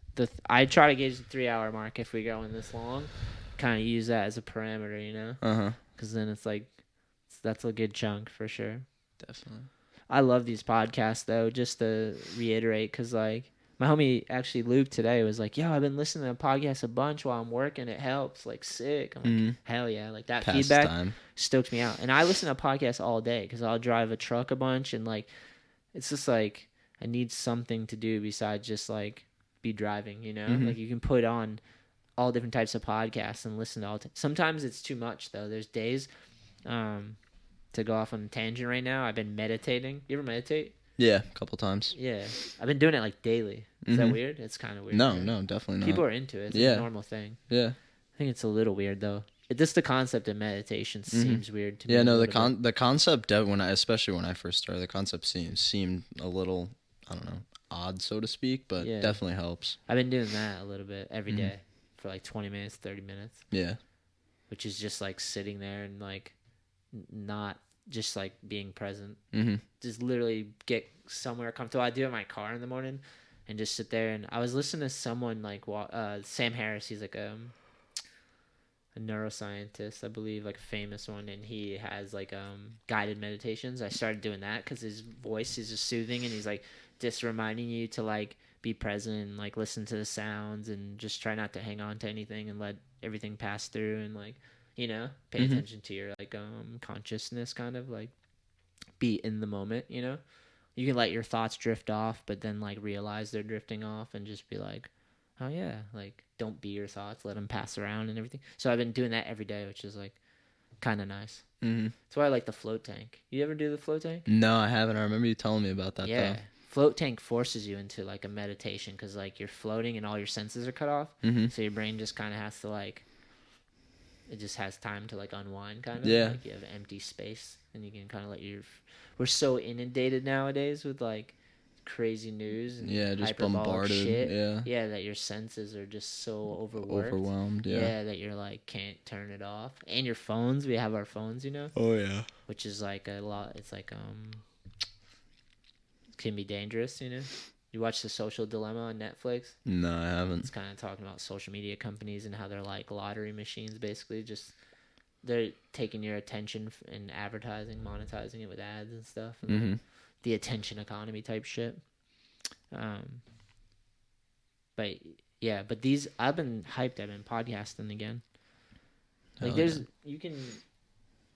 it's like they can be too much sometimes. You just turn it off, you know. And then there's other times where it can help. I like podcasting a lot lately, just because like this whole pandemic and like, you know, like everyone's kind of isolated on some level, so it's nice to just like sit down for 2 hours or 3 hours and just talk about anything, you know, just like whatever. It's kind of like a form of meditation, I guess. But like, dude, a lot of people are isolated, so it's kind of cool that we have the technology too. As much as it can hurt us, it could help us, you know. It's just like a moderation, trying to figure it out. It's like a drug. Speaking of, what is that? Nick stick. What's that? Nicotine? Yeah. Yeah, just short for it. Nice. Stick a Nick. I feel like I would like that, but it would just like it'd become a thing I do. You know? Yep. No, it gets attached. It's just like pure nicotine. Gets right? glued to your hand. Yeah. Like instead of a cigarette. Yeah. I get that. Riders like nicotine. Who? Riders, people like, I've heard like, I might be wrong, but thought there was a thing with Oh, people writers. that Yeah, yeah. write books or write Mhm. like sometimes Probably, people use yeah. nicotine as a stimulant to like write. Might be wrong, but I don't know. That was a strange tangent. I was all over the map there. Should we do one more? Yeah. Old contest setups compared to new contest setups. Everything was so wild back in the day. Parks are so pristine and almost cookie cutter these days. The tiny cram everything in poor parks are not my favorite. Maybe do DIY versus city skate parks discussion, like Plymside DIY versus the new Plymouth skate park. If we're doing those two specifically, I just say like Plymside. They're both super fun, but like if I was gonna go to one, I don't know. They're both super fun, but I lean towards Plymside. Mm-hmm. I'm not sure why. Maybe because it's a little rougher. I haven't not so skated perfect. the new Plymouth Park actually. It's pretty fun. It's Yeah. just like it's just so smooth, you know. Yeah. And there's Mhm. always like a lot of mix of people there, not Kinda just like skaters. Hyde. No, like, oh yeah, but smaller. Mm-hmm. Yeah, but like there's always a mix of people, Yeah. but it's like a different thing. I feel like if Mhm. you go to Plymside, you're just gonna run into skateboarders. Yeah. So Exactly. it's just like a skateboard park. Yeah. Whereas like Plymouth is like you're gonna run into biking, scootering, like who Mhm. knows? Like, Yeah.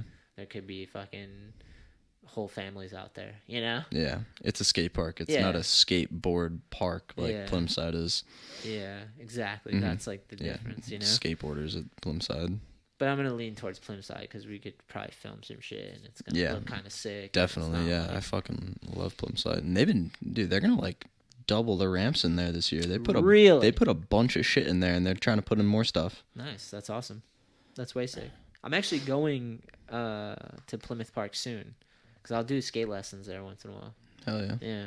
I'm not sure which day, but coming up. I know that I'm going back there. I was teaching my niece to skate in the basketball court next to Plymouth. Mm-hmm. We went to Plymouth skate park to start the lesson, and I was like, let's just start in the flat ground. This is a basketball court. We're just doing laps in that. And then we like caught the vibes of the park, and then we like went in. Yeah, there's spots over there too. There's a lot of spots in Dude. Plymouth. Just like near the skate park. Yeah. Plymouth skate park, there's those ledge gaps and everything right there. Right? That's right near the... Do you know there's like spots at the skate park? No. Yeah. Oh, you should go just to No, look yeah. at I need to go there. I need to go check that place There's a out. sick gap, dude. I bet you could probably kickflip up it. I'll have to show you it. Definitely go check that out. Yo, that's from the homie Prescott. Shout out. The good homie out there. Always fishing too, catching some sick ass fish. You rip my G. All right, I think that's it. I think there's another one, but it's a lot. And we're deep in this, so A lot to we'll unpack. save it for the next ones. My G. Hell yeah. Oh. Fun time as usual. Skate this weekend? Definitely. All right. Always. Every weekend. Yep. Oh. My favorite part of that podcast might have been the music with the Lizard King. That was, dude, Goodbye, Lizard King. Lizard's the man. Love you.